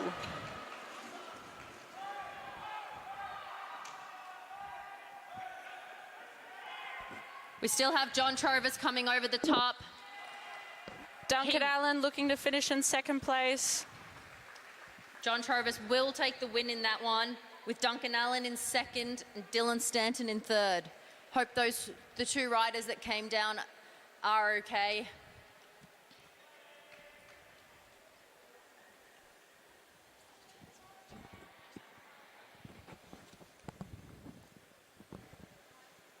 Keirin racing is one of the most brutal events out there.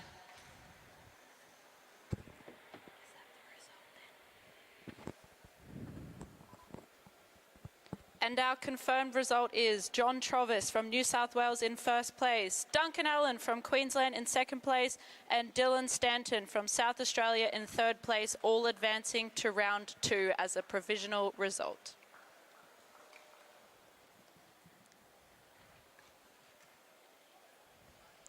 There will just be a quick check of the track to make sure that if there's any holes or anything from that crash, just to make sure that it's covered up before the riders get back on.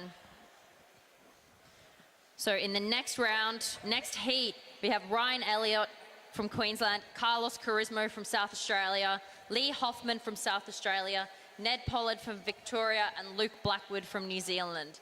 This is going to be a tough race to get into the top 3 with a lot of really quality riders.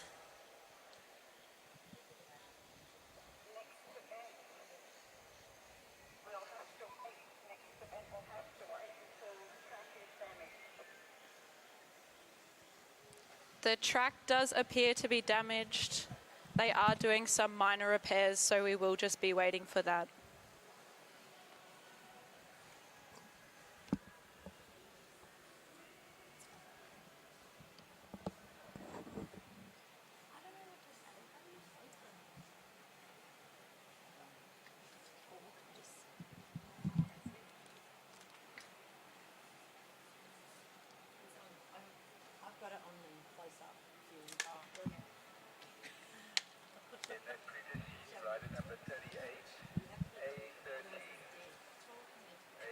I do have the live stream and the commentary on the same microphone today, but you can see on the live stream at the moment, number 1 volunteer, Pat Curlin, is fixing up the track with some help from Sean Walsh. They'll get this fixed and then riders will be on their way. The reason that we have to do this is just due to the track being wood, the splinters in the tyres will cause a puncture.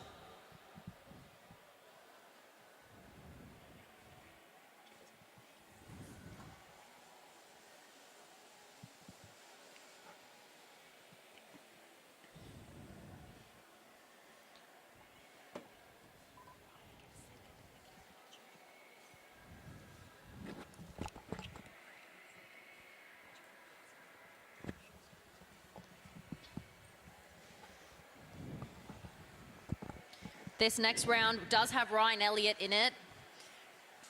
He's just stepped up from the juniors where he came home with a medal in the keirin. It is his first attempt in the elite field, which he knows is a big step up, but he's really showing some of these elite men that he's ready to step up and give them a good run for their money. And we are getting the riders back on the track.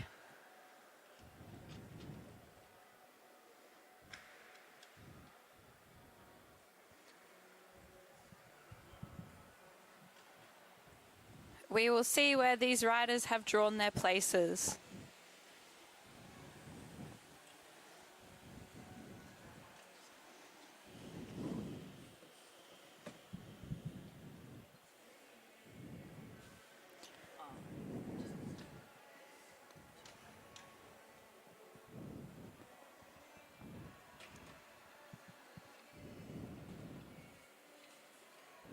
Karen, I don't believe that got announced. I didn't hear it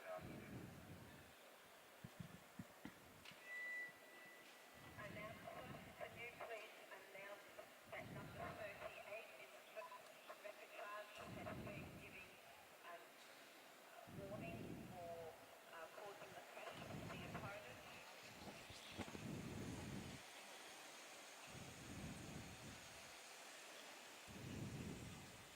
Number 38, Finn Carpenter, from the previous round, has had a warning from that previous keirin repechage heat.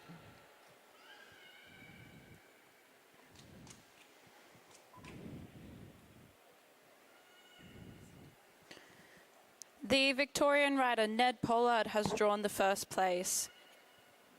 In second place, we have Carlos Charisma. In third in line, we have Lee Hoffman. We then have Ryan Elliott and the New Zealander Luke Blackwood.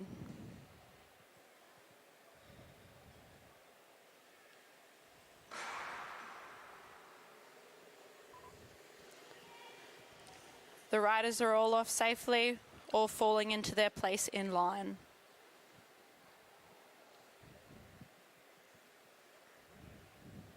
It will be the top three from this event that will go through to round two. And the bottom two will be eliminated from the competition. We do have Ned Pollard, who has drawn the motorbike.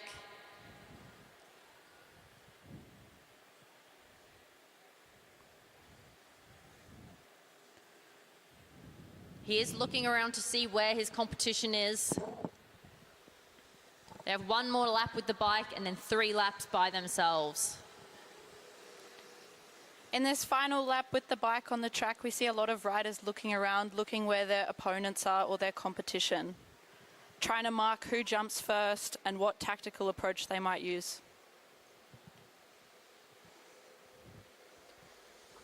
The bike exits the track.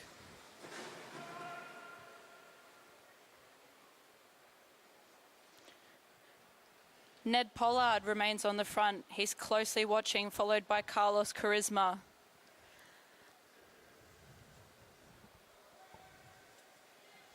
We see Carlos Charisma jump first, moving to the front of the field. Lee Hoffman looking very relaxed this time. In the first heat, he tried to lead it out from the start, but this time he's waited until 1 lap to go. It is Lee Hoffman, followed by Ryan Elliott, who's trying to come over the top of Ned Pollard and Carlos Charisma. Ryan Elliott will get there, but so will Lee Hoffman and Ned Pollard. So those three will be through to the next round.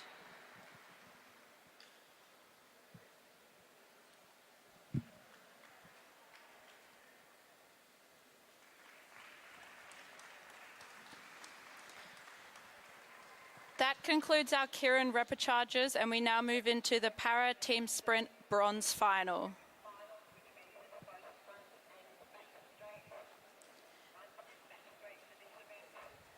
As this is a final event, we will see teams on both the front and back straight during this race.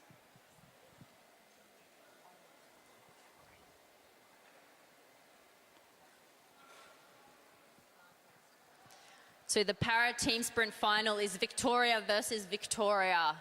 We have Victoria 2 in the front straight and Victoria 1 in the back straight.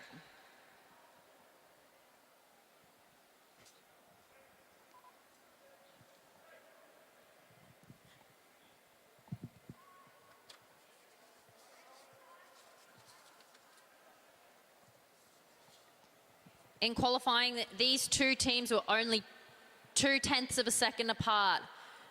So it's anyone's game. It's going to be a close final.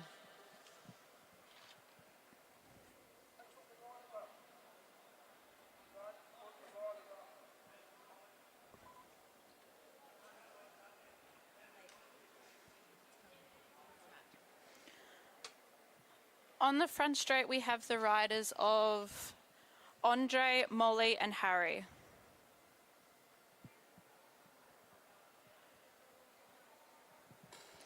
And on the back straight, we have Georgia Pounding, Finn Harvey, and Nathan Brownen. The keirin riders have now all safely exited the track, so the other para final team will now enter the track.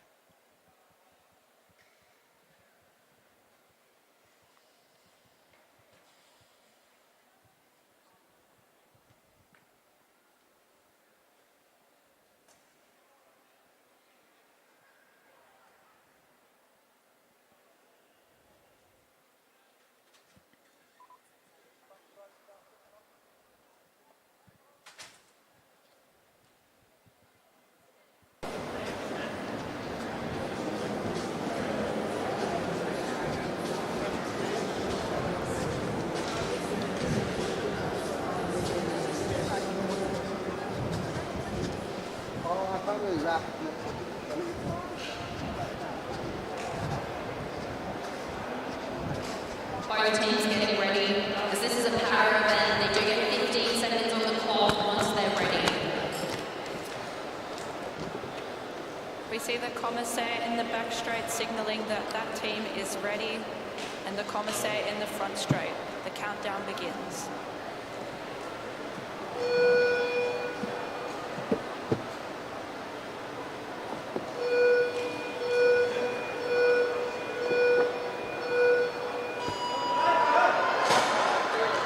Both teams are ready clearly. Both to a good start. It's Victoria versus Victoria. Who's going to take the bronze medal at the Australian National Championships? At half a lap, Victoria 1 is up.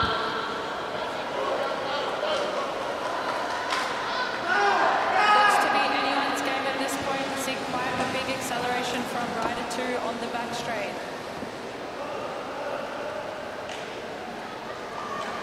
This is neck and neck. Anyone could win. With 1 lap to go.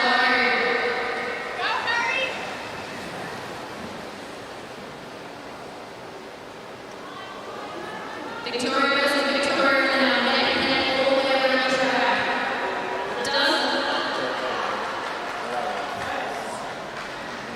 It does look like Victoria 1 did get that in time 1:02.44.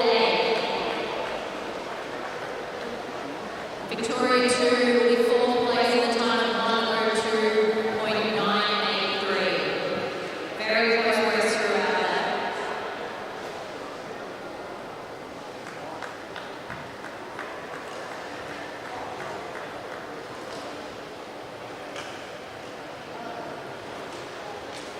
For the next event, we have the para team sprint gold final, where we see the team of South Australia and WA combined versus the team of New South Wales, Victoria and Queensland combined.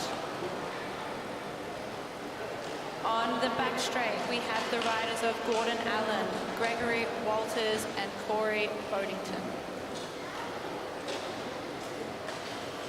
And on the front straight, we have Mitchell Bates, Gabrielle McKenna Lichty, and Matthew Gray.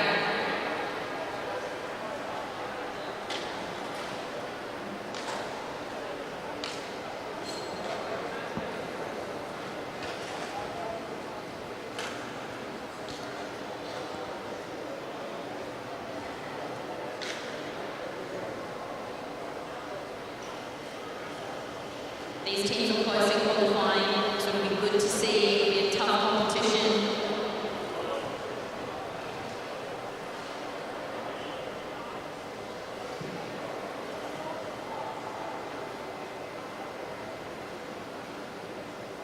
The front straight team signalling that they are ready to begin the final race for gold.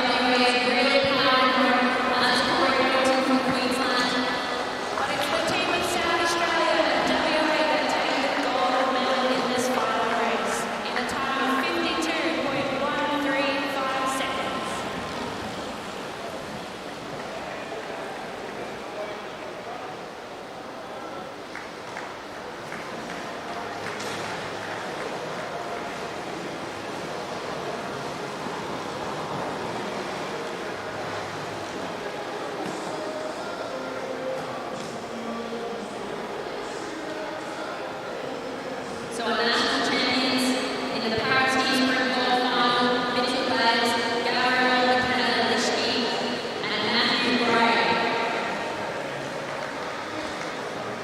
Silver medal, gold medal, Gregory Walters and Corey Boddington. And the bronze medal will go to Victoria.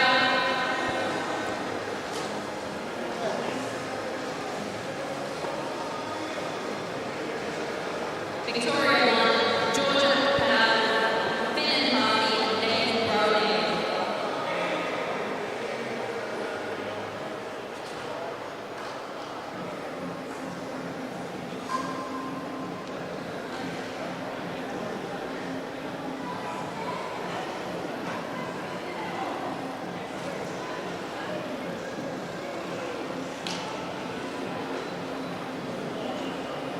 We now turn our attention to the junior men 19th Madison final.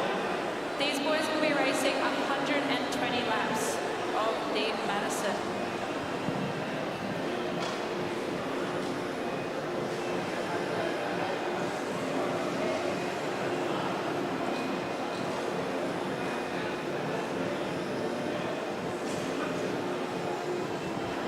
I always find this time prior to a race as big as a Madison really interesting. If you look towards the infield, you can see lots of coaches talking with their riders, making tactical decisions and starting to come up with plan A. Should be noted that plan A, particularly in a Madison, isn't always the way to go. These riders have to think on their toes, they have to be ready to change and adapt with different plans.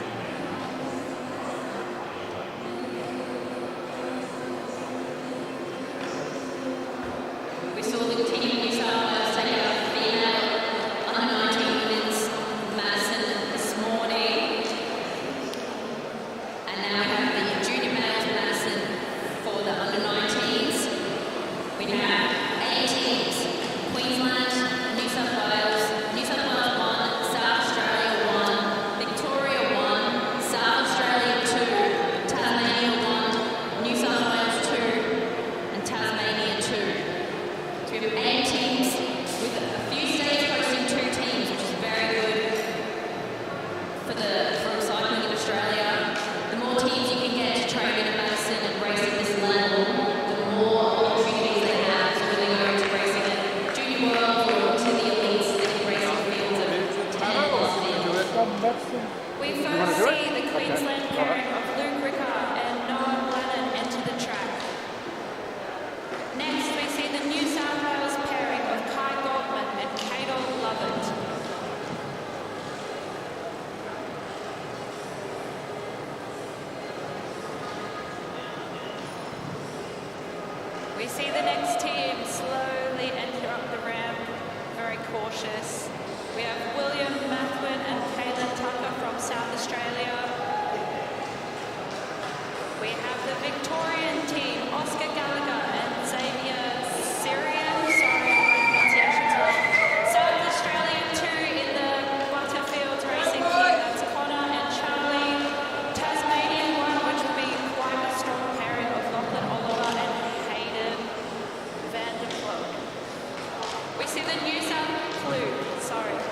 see the New South Wales pairing of Curtis Tricklier and Ben Anderson in the Brisbane six-day jerseys, number 5 apparently.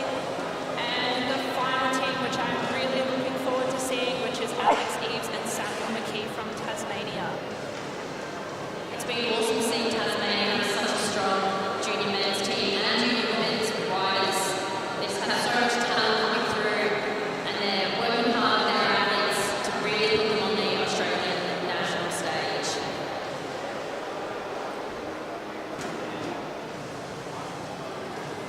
You'll see in Madison that one rider will start on the home straight and one rider will start on the back straight. The riders who start on the home straight will start the race. They'll do 1.5 laps. They'll pass the riders on the back straight, and then they'll be released. The riders on the back straight will start above the blue line, and they'll wait until their rider comes around again before they do their first change. While you're resting in Madison, that is why the blue line is on the track. You are meant to stay above it at all times. The official name is the Stayers Line. The first time someone told me that, I was very confused. It didn't really make much sense because you do all your racing majorly around the black line. We see our riders begin to line up on the fence on either side straight.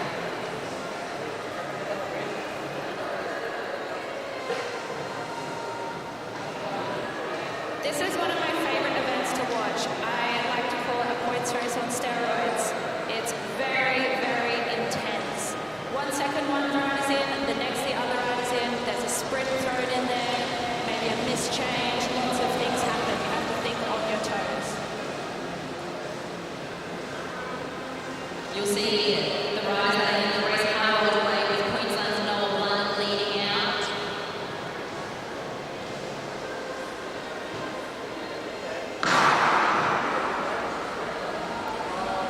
It is Hayden Van Vliet's birthday today, and I love birthdays, so a very, very big happy birthday. He is turning 18 today, luckily not going to the valley, but racing a 120 lap Madison instead. How exciting. So the same as the women's Madison earlier, the rules are exactly the same. We have a few more teams on the track though, so it does become a little bit more hectic. We see our first 2 changes from the New South Wales team and the Queensland team. The Queensland rider then rolls up. As you can see around the remaining part of the track, the riders are staying above that blue line as mentioned before. But it is really important that they're watching the race and getting their timing of when they might need to drop in or to complete their change. We see the Tasmanian team looking to complete their change, as well as the Butterfield Racing team from South Australia. Both quite clean changes, and the Victorian team is changing now. As with the girls' race this earlier today, this one is 120 laps, so it will be 12 sprints with double points on the last sprint. We see the Tasmanian team racing in the Bridgeland kit, completing their change, as well as the other New South Wales team of Ben and Curtis. It's always interesting to see the riders at the back who might be thinking about their positioning. They can start to get a little bit distanced as riders in front change if they're not careful. The South Australian team make their change.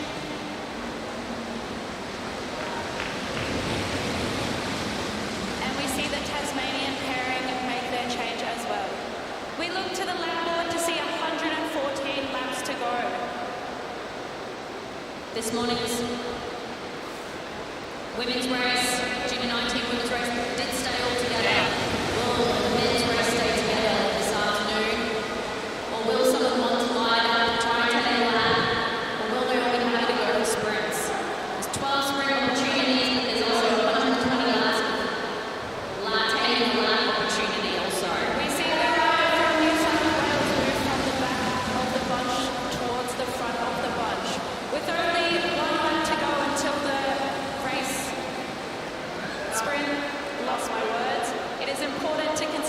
positioning during this time. We can use our sprint. Victoria, Tasmania, and then you've got Queensland in the running for the points also. We see the Victorian rider take 5 points in the first sprint. The Queensland pairing make their change. The New South Wales pairing make their change. So the sprint at 110 laps to go is Victoria 1, Tasmania 2, Queensland, and South Australia 1. We do see the Tasmanian team riding in the Bridge Lane kit. They have been stuck behind some missed changes towards the back, so they're working their way to get back forwards.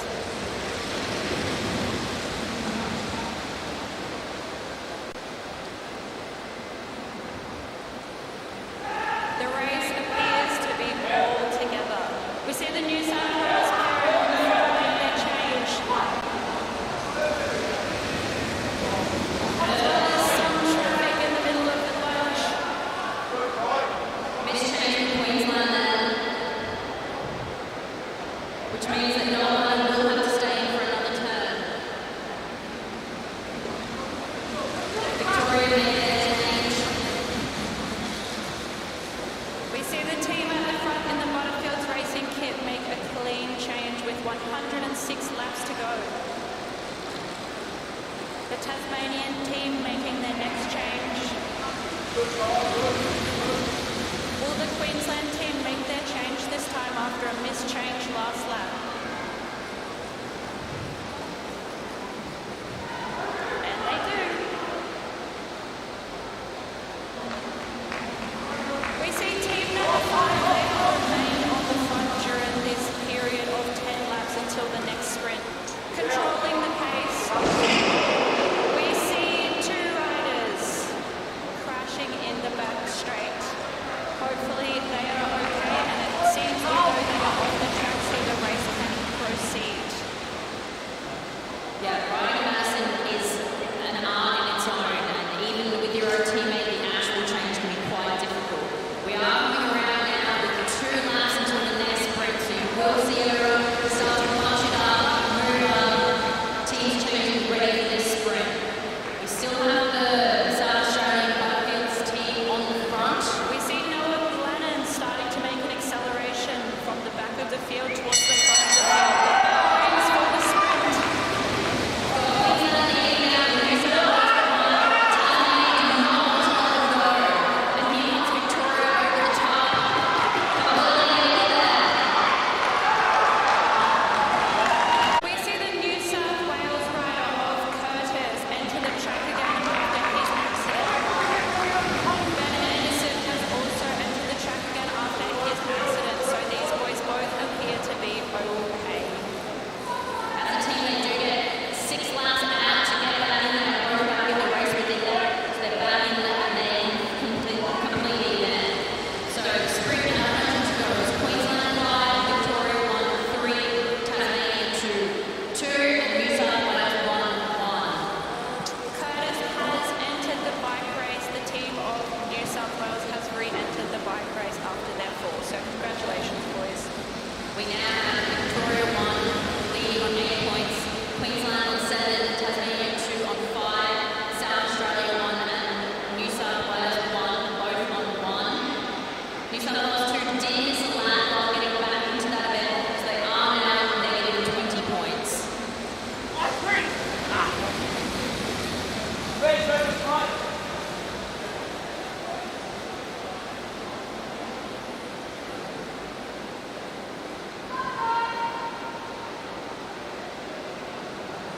We see the Tasmanian team in the Bridge Lane kit making their change.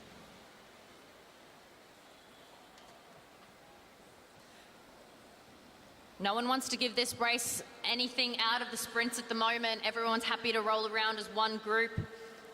There is still 94 laps to go, so plenty of time. Ben Anderson, after his fall, begins to pick up the pace on the front of the bunch. He's looking for his partner though. And he sees his partner. Curtis begins to accelerate. preempting the change slightly a little bit. They will come around this time with 2 laps until the sprint. So you will see people starting to change and starting to move up. Oh, a missed change from Victoria causes havoc in the bunch. We see the Bridge Lane team making their change.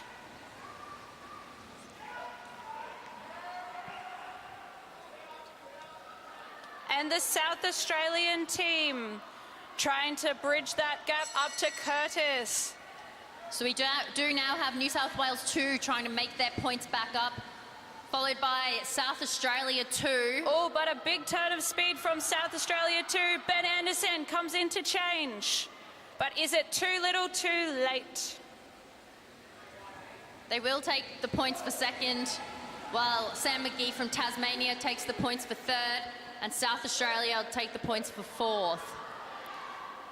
The race is really beginning to light up. We see a lot of gaps starting to form in between the bunches. So South Australia 2 have just put themselves in the race, with New South Wales 2 getting 3 points, Tasmania 2, 2 points, and South Australia 1, 1 point. We saw the Queensland team and the Tasmanian team caught out during that, but there is a massive turn of speed from the Victorian team, bringing those 2 remaining teams back to the bunch. We've had 3 sprints out of 12, and it is very, very close on the leaderboard.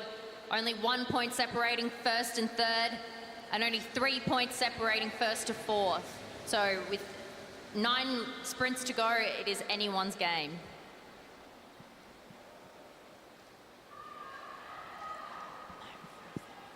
As the race progresses, it's really interesting to watch those riders who might be up the top of the track. Once they've completed their effort in the bunch, they're trying to recover, but they're also trying to gauge where their partner is and get ready to rejoin the race.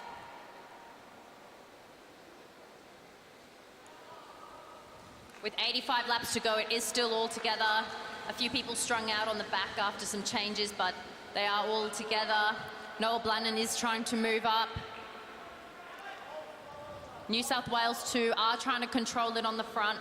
They do have 17 points to make up if they want to be back in this race. We see Noah Blannon begin to make his acceleration with 3 laps until the next sprint. The Tasmanian team successfully make their change, and the New South Wales team make their change as well. We see Noah begin to accelerate, looking for his partner on the track. Controlling it from the front, watching where those remaining teams might be. The Queensland pairing make their change, with Noah exchanging some information during that change. Oh, but an acceleration from the back of the bunch. A Tasmanian team followed by a South Australian team, followed by a New South Wales team. The bell rings for this sprint. Tasmania lead, followed by Queensland, followed by New South Wales, followed by South Australia. Oh, we will have to turn to the result board to wait for that sprint. Does look like Queensland got it just on the line, but we will wait for the board to let us know. Now the teams are changing after the sprint. It's very, very close in this race. Tasmania appearing to be pressing on with this. A lot of other teams appear to be distanced. And the sprint results are 80 to go. Queensland 1 placing first with 5 points, edging over Tasmania 2. Followed by New South Wales 1 and South Australia, putting Queensland into the lead with 12 points. Still only 2 points separating and we see a crash. Hopefully he's okay. And his partner,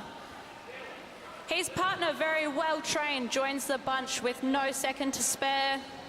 His partner will now have to stay in the race until he rejoins the race.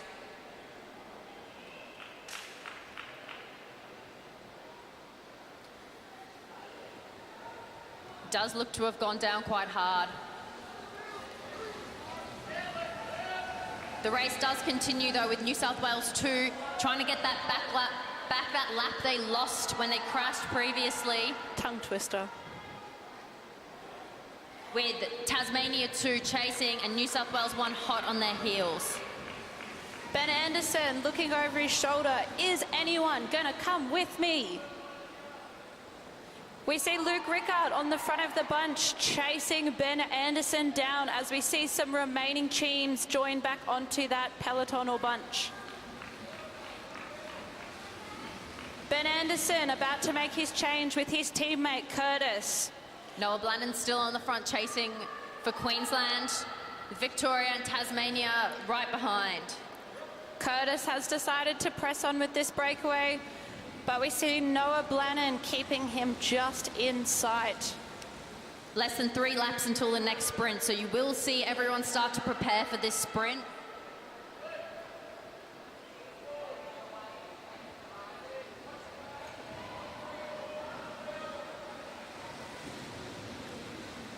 Unfortunately, we do see the South Australian rider exiting the track. Hopefully he will be okay.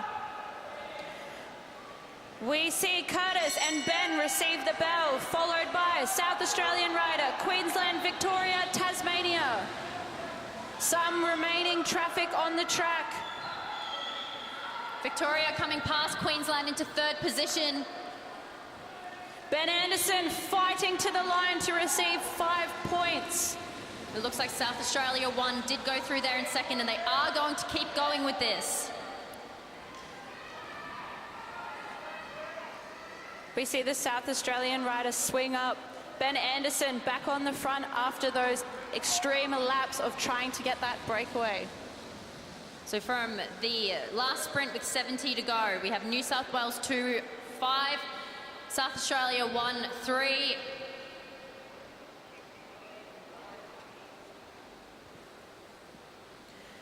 So after 5 sprints, we do still have Queensland on the top. There is only 1 point between them and Tasmania, and another 1 point to Victoria. So it's very, very close in the race for this gold medal at this point. Everyone has scored points.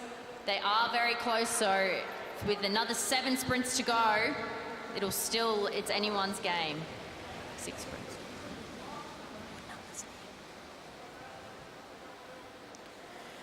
Unfortunately, we do see the team of South Australia 2 exiting the race due to that earlier crash.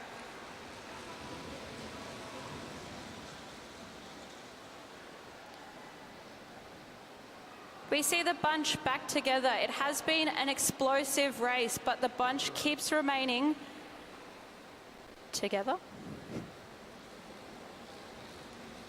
The bunch has stuck together. We are about to reach the halfway point of this race. There's nothing in the points. Everyone's very close together, making their changes. They're halfway to the next sprint. The halfway point of a Madison is always interesting because you begin to see everyone's reaction time slower a little bit. Everyone's starting to get a bit exhausted. There's been 60 laps of racing. But it is the perfect time for teams to break away, attack, or try different tactics. We see the team of South Australia leading the bunch. South Australia leading the bunch, appearing to be somewhat slowing down the field, watching. But we see Kai Goldman attacking, speeding up that pace. He wasn't happy with the way that race was paced. His partner, Cadell, drops in. And a clean change followed by Queensland rider of Luke Rickard, Victoria and Tasmania. The bell rings. We see Noah Blannon drop in. That was really good by Luke Rickard to hold on to that wheel and drop Noah Blannon in, who is going past New South Wales to take and the 5 takes points. the 5 points. Will he press on with this? He's got approximately 30 metres to that remaining bunch of 3 riders. We are halfway through the race and Noah Blannon is off the front. He's looking as comfortable as you can be with 60 laps of a Madison still remaining. Looking over his shoulder, There's no reaction from the bunch behind at this point, so this is a perfect move for them to keep going with. Noah Blannon just eyeing off where that bunch might be. His partner arriving, dropping in, and a successful change. Luke Ricker presses on with this attack. So after the sprint 6, we're halfway through the race and Queensland are in the lead with 17 points. Victoria 1, 5 points behind on 12, and Tasmania 2 on 11. It is still very close. However, Queensland have extended their lead just a little bit at this point. Luke Rickard circulating around for Queensland. They are on the top of the leaderboard, 17. Victoria 1, 12, Tasmania 11. And as the girls have pointed out, we're at the halfway mark, 57 laps to go. A long way to go in this race. But Noah Blannon and Luke Rickard working together well. Noah Blannon now, can he catch? Noah Blannon wants to make the catch. He comes around turn 2. There's no reaction. It looks like they're not going to fight it. They're going to accept it. Noah Blannon is going to take a lap as they come around. Queensland take a lap. Will we see a reaction from the bunch at this point? Doesn't look like it. Noah Blannon comfortable now on the back. In the front of the race goes the front of that bunch, which will be New South Wales. Queensland will get 20 points for that, which will make their standing 37 points. So they now have a 25 lap lead in this race. So another team really needs to get a point, a lap, to put themselves back into contention.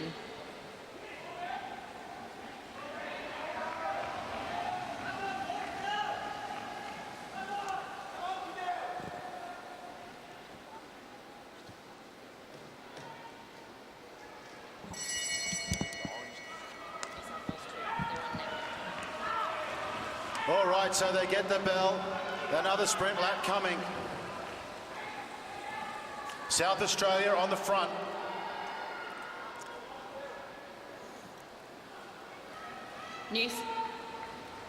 Tasmania 2 did come through that in second, but have kept it going with Tasmania 1 also hot on their heels. South Australia just went for that sprint and now are on the back foot a little bit. Queensland, who previously just got a lap, are chasing hard to keep themselves in contention and keep that lap that they gained. We now have Victoria also going off the front. They've just come past New South Wales 2 and are chasing Tasmania 2 down hard. South Australia 5, Tasmania 3, New South Wales 2. So the standings, Queensland 37, Tasmania 14, Victoria 12. Tasmania off the front now. Tasmania are really powering to try and get this lap back. We have riders all over the track. And Sam McKee is going to be hard to catch. The Tasmanians trying to land a counterpunch here. They are in second. And Queensland are nowhere to be seen at this stage. Tasmania look likely to take a lap, and they'll be right back in contention again. Tasmania coming out of turn 2. They're almost in the same straight, but they're coming with absolute pace. That's Alex Eves on the wheel.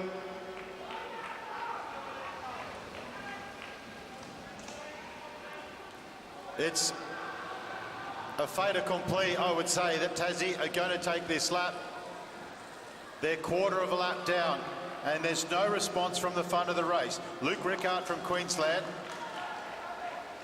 then South Australia, Tasmania 1,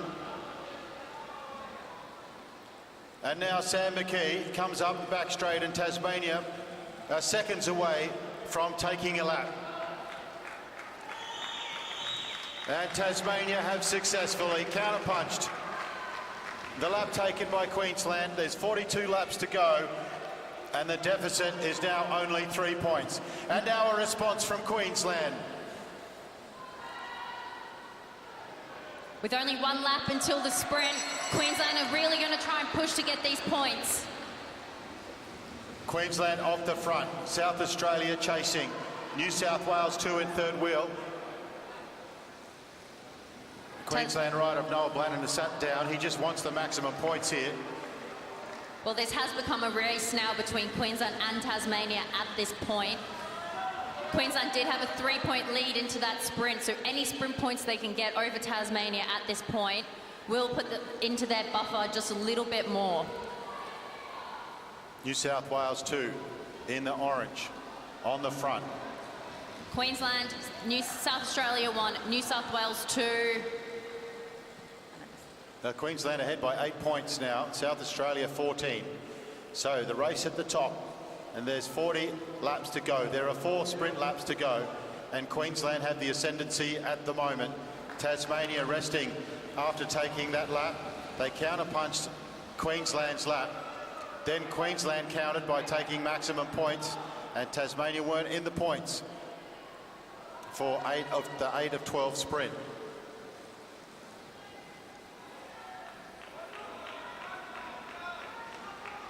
With 4 sprints to go and double points on the last sprint, it will be close between Queensland and Tasmania. Will South Australia or Victoria be able to gain a lap to bring themselves back into contention with the top 2 teams? Well, who here has got the endurance? Because it's very hot out there. Riders have done a lot of riding in this championship. It is day 4, and they're looking fatigued. Who can go the deepest here? Out of Alex Eves, Samuel McKee, Luke Rickard, and Noah Blannon. It's pretty calm at the moment. Rickard and Noah Blannon just having a little bit of a chat there as Noah Blannon swaps in.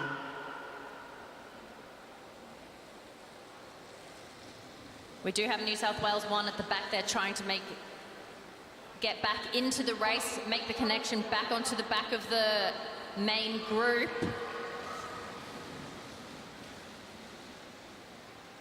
And it's all calm at the moment. South Australia 2, Connor Doyle and Charlie Abel changing over in the front. And Queensland on Tasmania's wheel, that's Noah Blannon and Alex Eves. Noah Blannon just keeping Alex Eves in his sights. Alex rolls up and lets Noah Blannon go through. 3 laps to go before the next sprint. Luke Rickard looking to change with Noah Blannon. Tasmania 1. Second wheel. Tasmania 2. So the move comes, and it comes from South Australia 2 in the orange. Luke Rickard is well positioned from Queensland. But it's South Australia that go around the outside. Queensland have come around the outside. They are catching South Australia. Victoria is also coming through. Oh, Luke Rickard, I think Queensland held on there for second, but we'll wait and see. Luke Rickard on the front of the race. There's 30 laps to go, and we wait for the results. We wait for the results from that sprint. South Australia 1 did get that with 5 points. Queensland 3, Victoria 1, 2, Tasmania 2, 1. So Queensland have put a little bit more into their lead over Tasmania 2, but it is only 10 points, so it's still anyone's game. South Australia 1 are really picking themselves up through this race.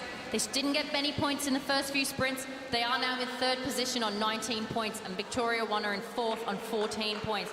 So it seems to be between these 4 teams, the podium fight at the moment. However, New South Wales 1, if they can get themselves back into this race, they still have a chance. Well, Noah Blannon, he was on Samuel McKee's wheel. Now Alex Eves is going to change in, and Noah Blannon is just at the back of a few riders there. There's a little bit of traffic. He doesn't want to lose contact with Tasmania, but Alex Eves is up on the fence. Now Luke Rickard is back in. There's 6 laps to go. And it's Tasmania 1 off the front. Queensland have a 10-point lead at this stage, but anything can happen in these final 25 laps. Queensland at the back of the field at the moment.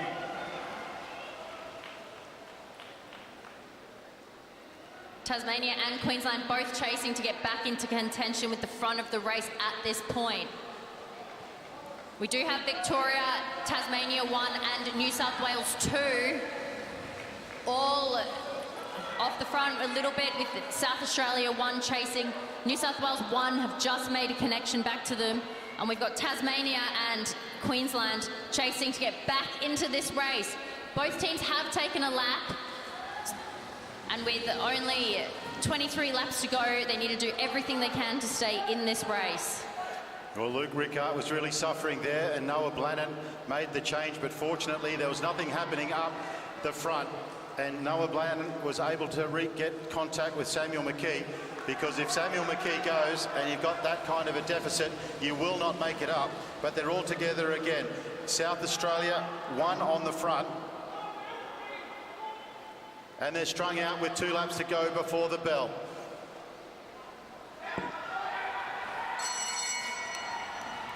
New South Wales 2 have taken it to the race.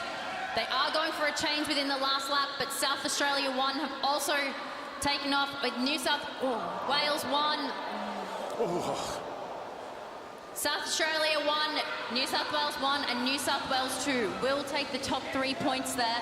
There was a bit of a crash in the banking. Hopefully those riders are okay.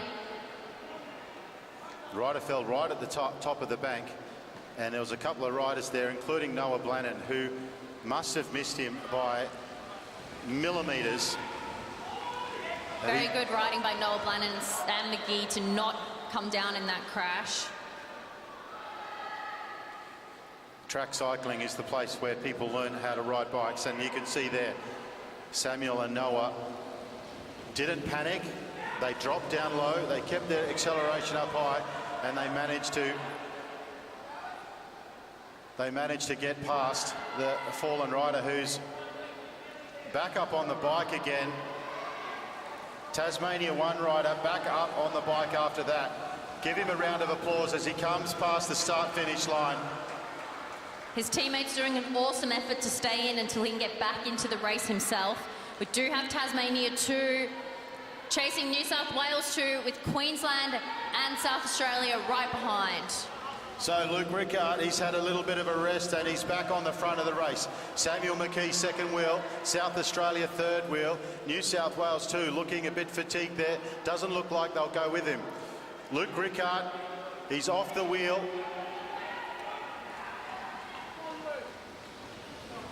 He gets back onto the South Australian wheel, his third wheel. Alex Eves is on the front of the race.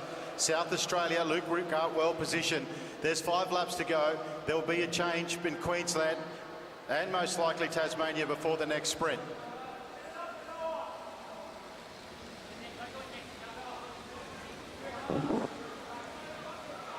Luke Rickard is sitting in beside South Australia. Queensland have a 10-point lead over Tasmania, and Alex Eve is on his wheel. Noah Blannon looking to come back in now.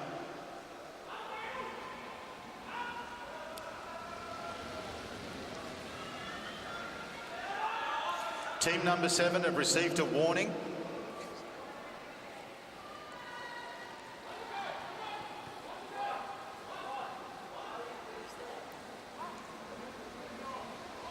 Team number 7, the team of New South Wales 2, did receive a warning there. They are still in the race. There is 12 laps to go. 11 laps this time, actually, so we are about to go into our penultimate sprint. Noah Blannon looks over his shoulder, and Samuel McKee's there. Can he hold him off? Noah Blannon wants maximum points as they come down the back straight. Samuel McKee doesn't look like he has enough. Can Noah Blannon hold on? Noah Blannon comes around the outside. It's Queensland versus Tasmania, and Queensland will get maximum points. Tasmania second. Now they switch off, and Luke Rickard takes the front again. There's 10 laps to go. The race is not over yet. Luke Rickard, he's off. Alex Eves has switched in, and Alex Eves is right on to the wheel of Luke Rickard.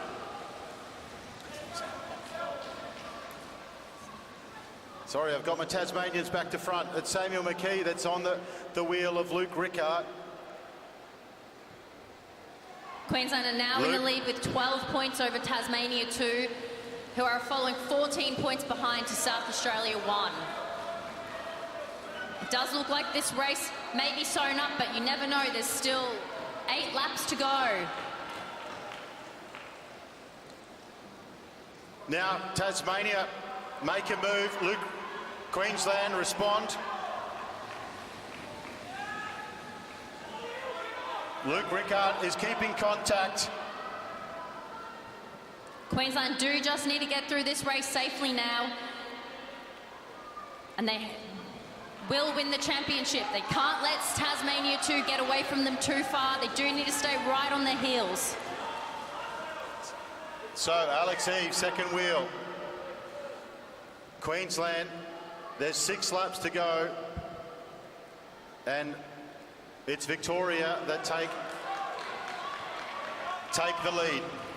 Victoria can push themselves into the medal in this last sprint if they win the sprint and South Australia 1 gets 0 points. So it is a competition between Queensland and Tasmania at the top, and South Australia 1 and Victoria 1 for the bronze. Well, get on your feet, ladies and gentlemen, and bring these boys home. These are our under-19, the future stars of the country. This is the Madison Championship, the most difficult race in the calendar, and the home team of Queensland have a 12-point lead. There's 3 laps to go. Tasmania come over the top, but they're not going on with it. The pace calms. They'll come round for 2 laps to go.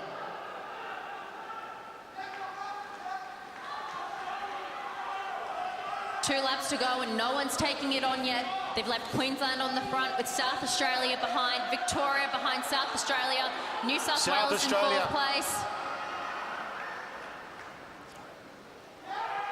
Victoria are coming over the top, but Luke Rickard from Queensland isn't going to let him go anywhere. The crowd... Bell lap, here come Victoria. Tasmania coming around the outside. Luke Rickard responds. They're going to have enough. Victoria going to get line on us. Luke Rickard, Noah Bladden. It's a home national championship for Queensland. And I think South Australia, no, Victoria 1 just snuck their way into 3rd position. Let's hear it for the national Madison champions. Luke Rickard, Noah Bladden from Queensland, and an amazing ride from the Tasmanians, Alex Eves and Samuel McKee. You can see all over their faces just how hard that was. It's half an hour of pure pain. And we wait for the results for the bronze. Here it is, Tasmania 2. They get the 3rd points in the sprint. Victoria get the top points. Who's it going to be? Victoria 1 take the bronze. Oscar Gallagher and Xavier Siriani. Team number 4, congratulations. South Australia, 4th place by just 1 point.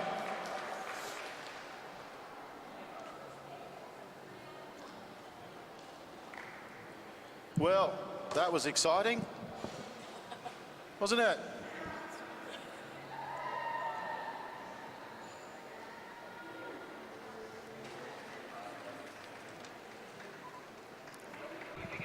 Thank you.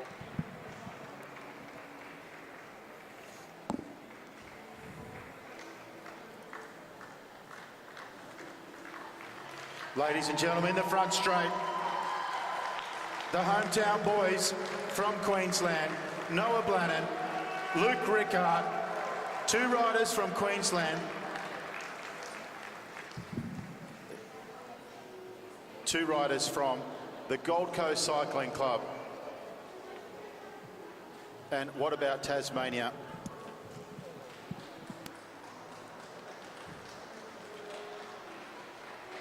Alex Eves and Samuel McKee. 3rd place in the Madison was Team 4, Oscar Gallagher and Xavier Siriani from Victoria. There was one warning given during the race by the commissaires, and that was to team number 7, New South Wales 2, and that was an A5 warning. which is a warning for dangerous riding during the race.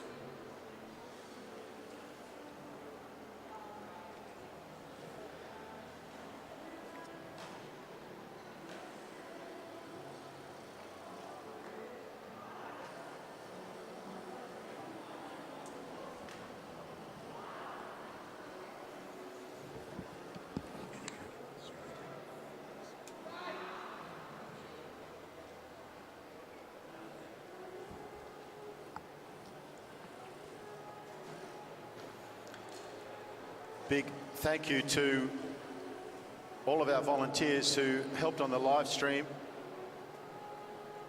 Shinwok Choi on turn number 1, and he was helped by Damien Mullins. Sandra Stoy. Brooke Carnes made a debut on the commentary. Felicity Liang. And Vanessa Douglas-Savage, all helping to bring the live stream to you on AusCycling YouTube. We'd like to thank all of the media here. There are some official media who are taking some wonderful social media shots for AusCycling, and there are also some pro photographers here taking photos for distribution to the wider community for free.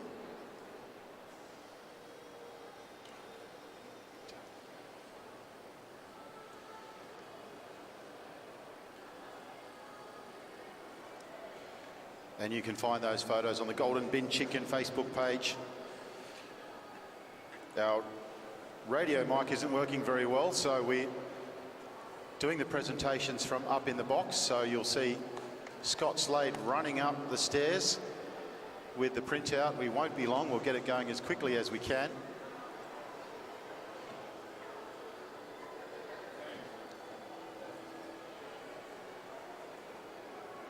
Well, spare a thought for the mums and dads of the riders who have just sisters, brothers, grandparents who are sitting on the edge of their seats. I know as a parent, every time my daughter rides, I think I'm going to have a heart attack. It's so stressful. But congratulations to those riders who have done a personal best. Doesn't always go your way on competition day. Some people go home elated, other people deflated. But as long as you've had a crack, you're doing okay.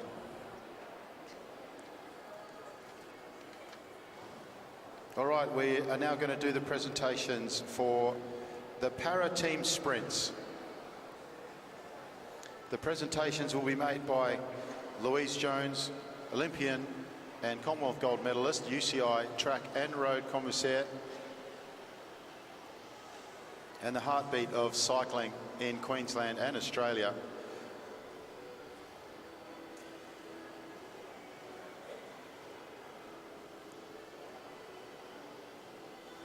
A shout out before the presentation to the team who came fourth, which was Andre Askew, Molly Thatcher and Harry Mesgar. A great racing by those four. Unfortunate to miss out on the podium on this occasion.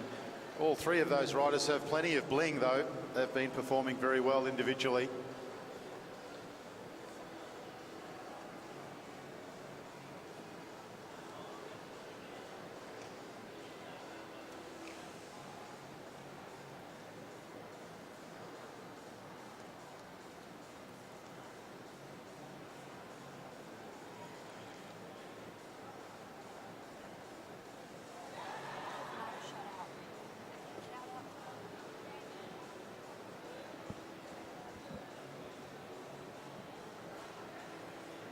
In the break, you might like to go up to the concourse and see the boys, Matt Leesgang and the boys from the gear shop, Glenn, owner of Velobike, owner and innovator, is up there as well. There's zip wheels, there's all sorts of goodies. There's a lovely pair of lightweight discs.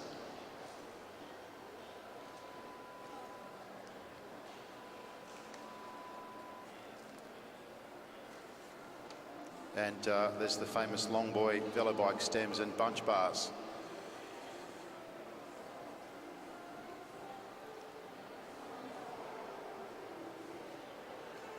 All right, we're ready to go up here for the presentation. They're just getting organised down at the with the medals, and a couple of Balmoral volunteers lending a hand.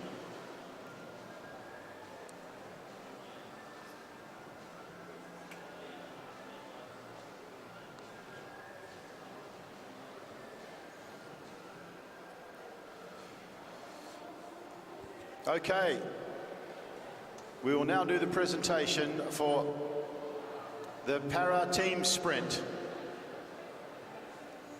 Welcome the riders to the podium.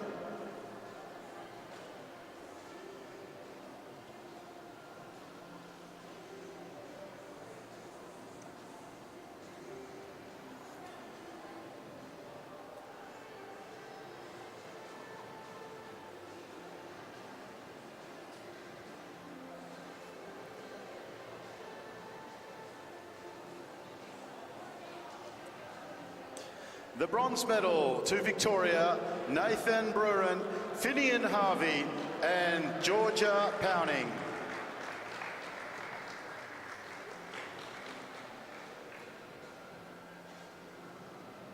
The silver medal, a combination team of Corey Boddington from the University of Queensland, Gregory Walters from Victoria and Gordon Allen from New South Wales.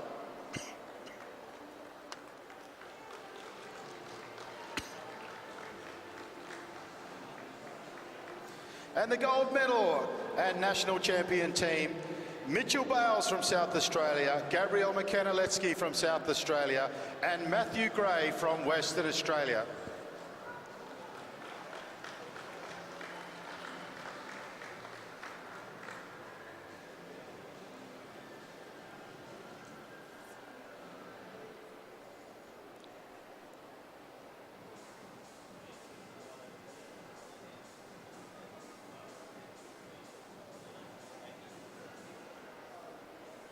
A big congratulations to our para team sprint podium.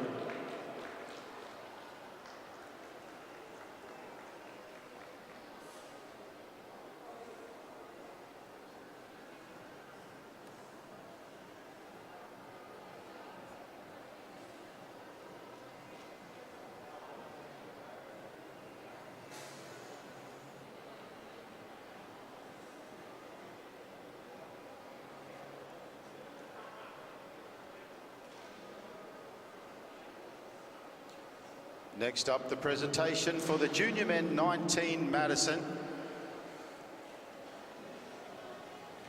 Presented again by Louise Jones.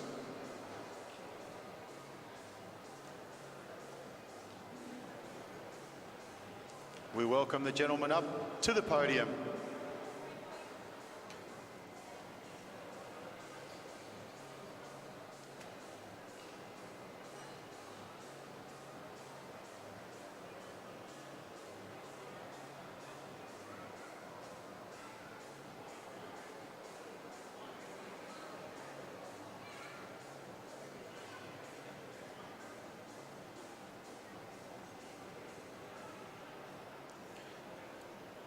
The bronze medal in the Junior Men 19 Madison from Victoria, Oscar Gallagher and Xavier Siriani.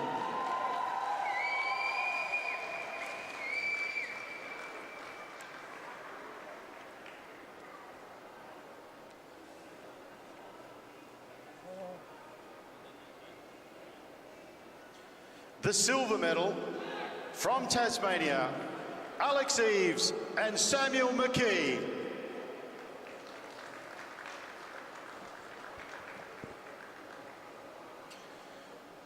Ladies and gentlemen, your Junior Men 19 Madison Under 19 National Champions, Luke Rickard and Noah Blannon.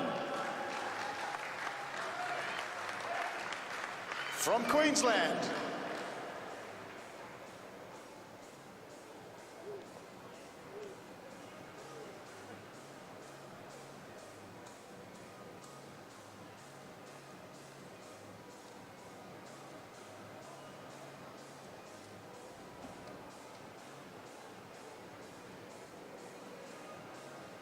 Your junior men 19 Madison podium, Xavier Siriani, Oscar Gallagher, Samuel McKee, Alex Eves, Luke Rickard and Noah Blannon.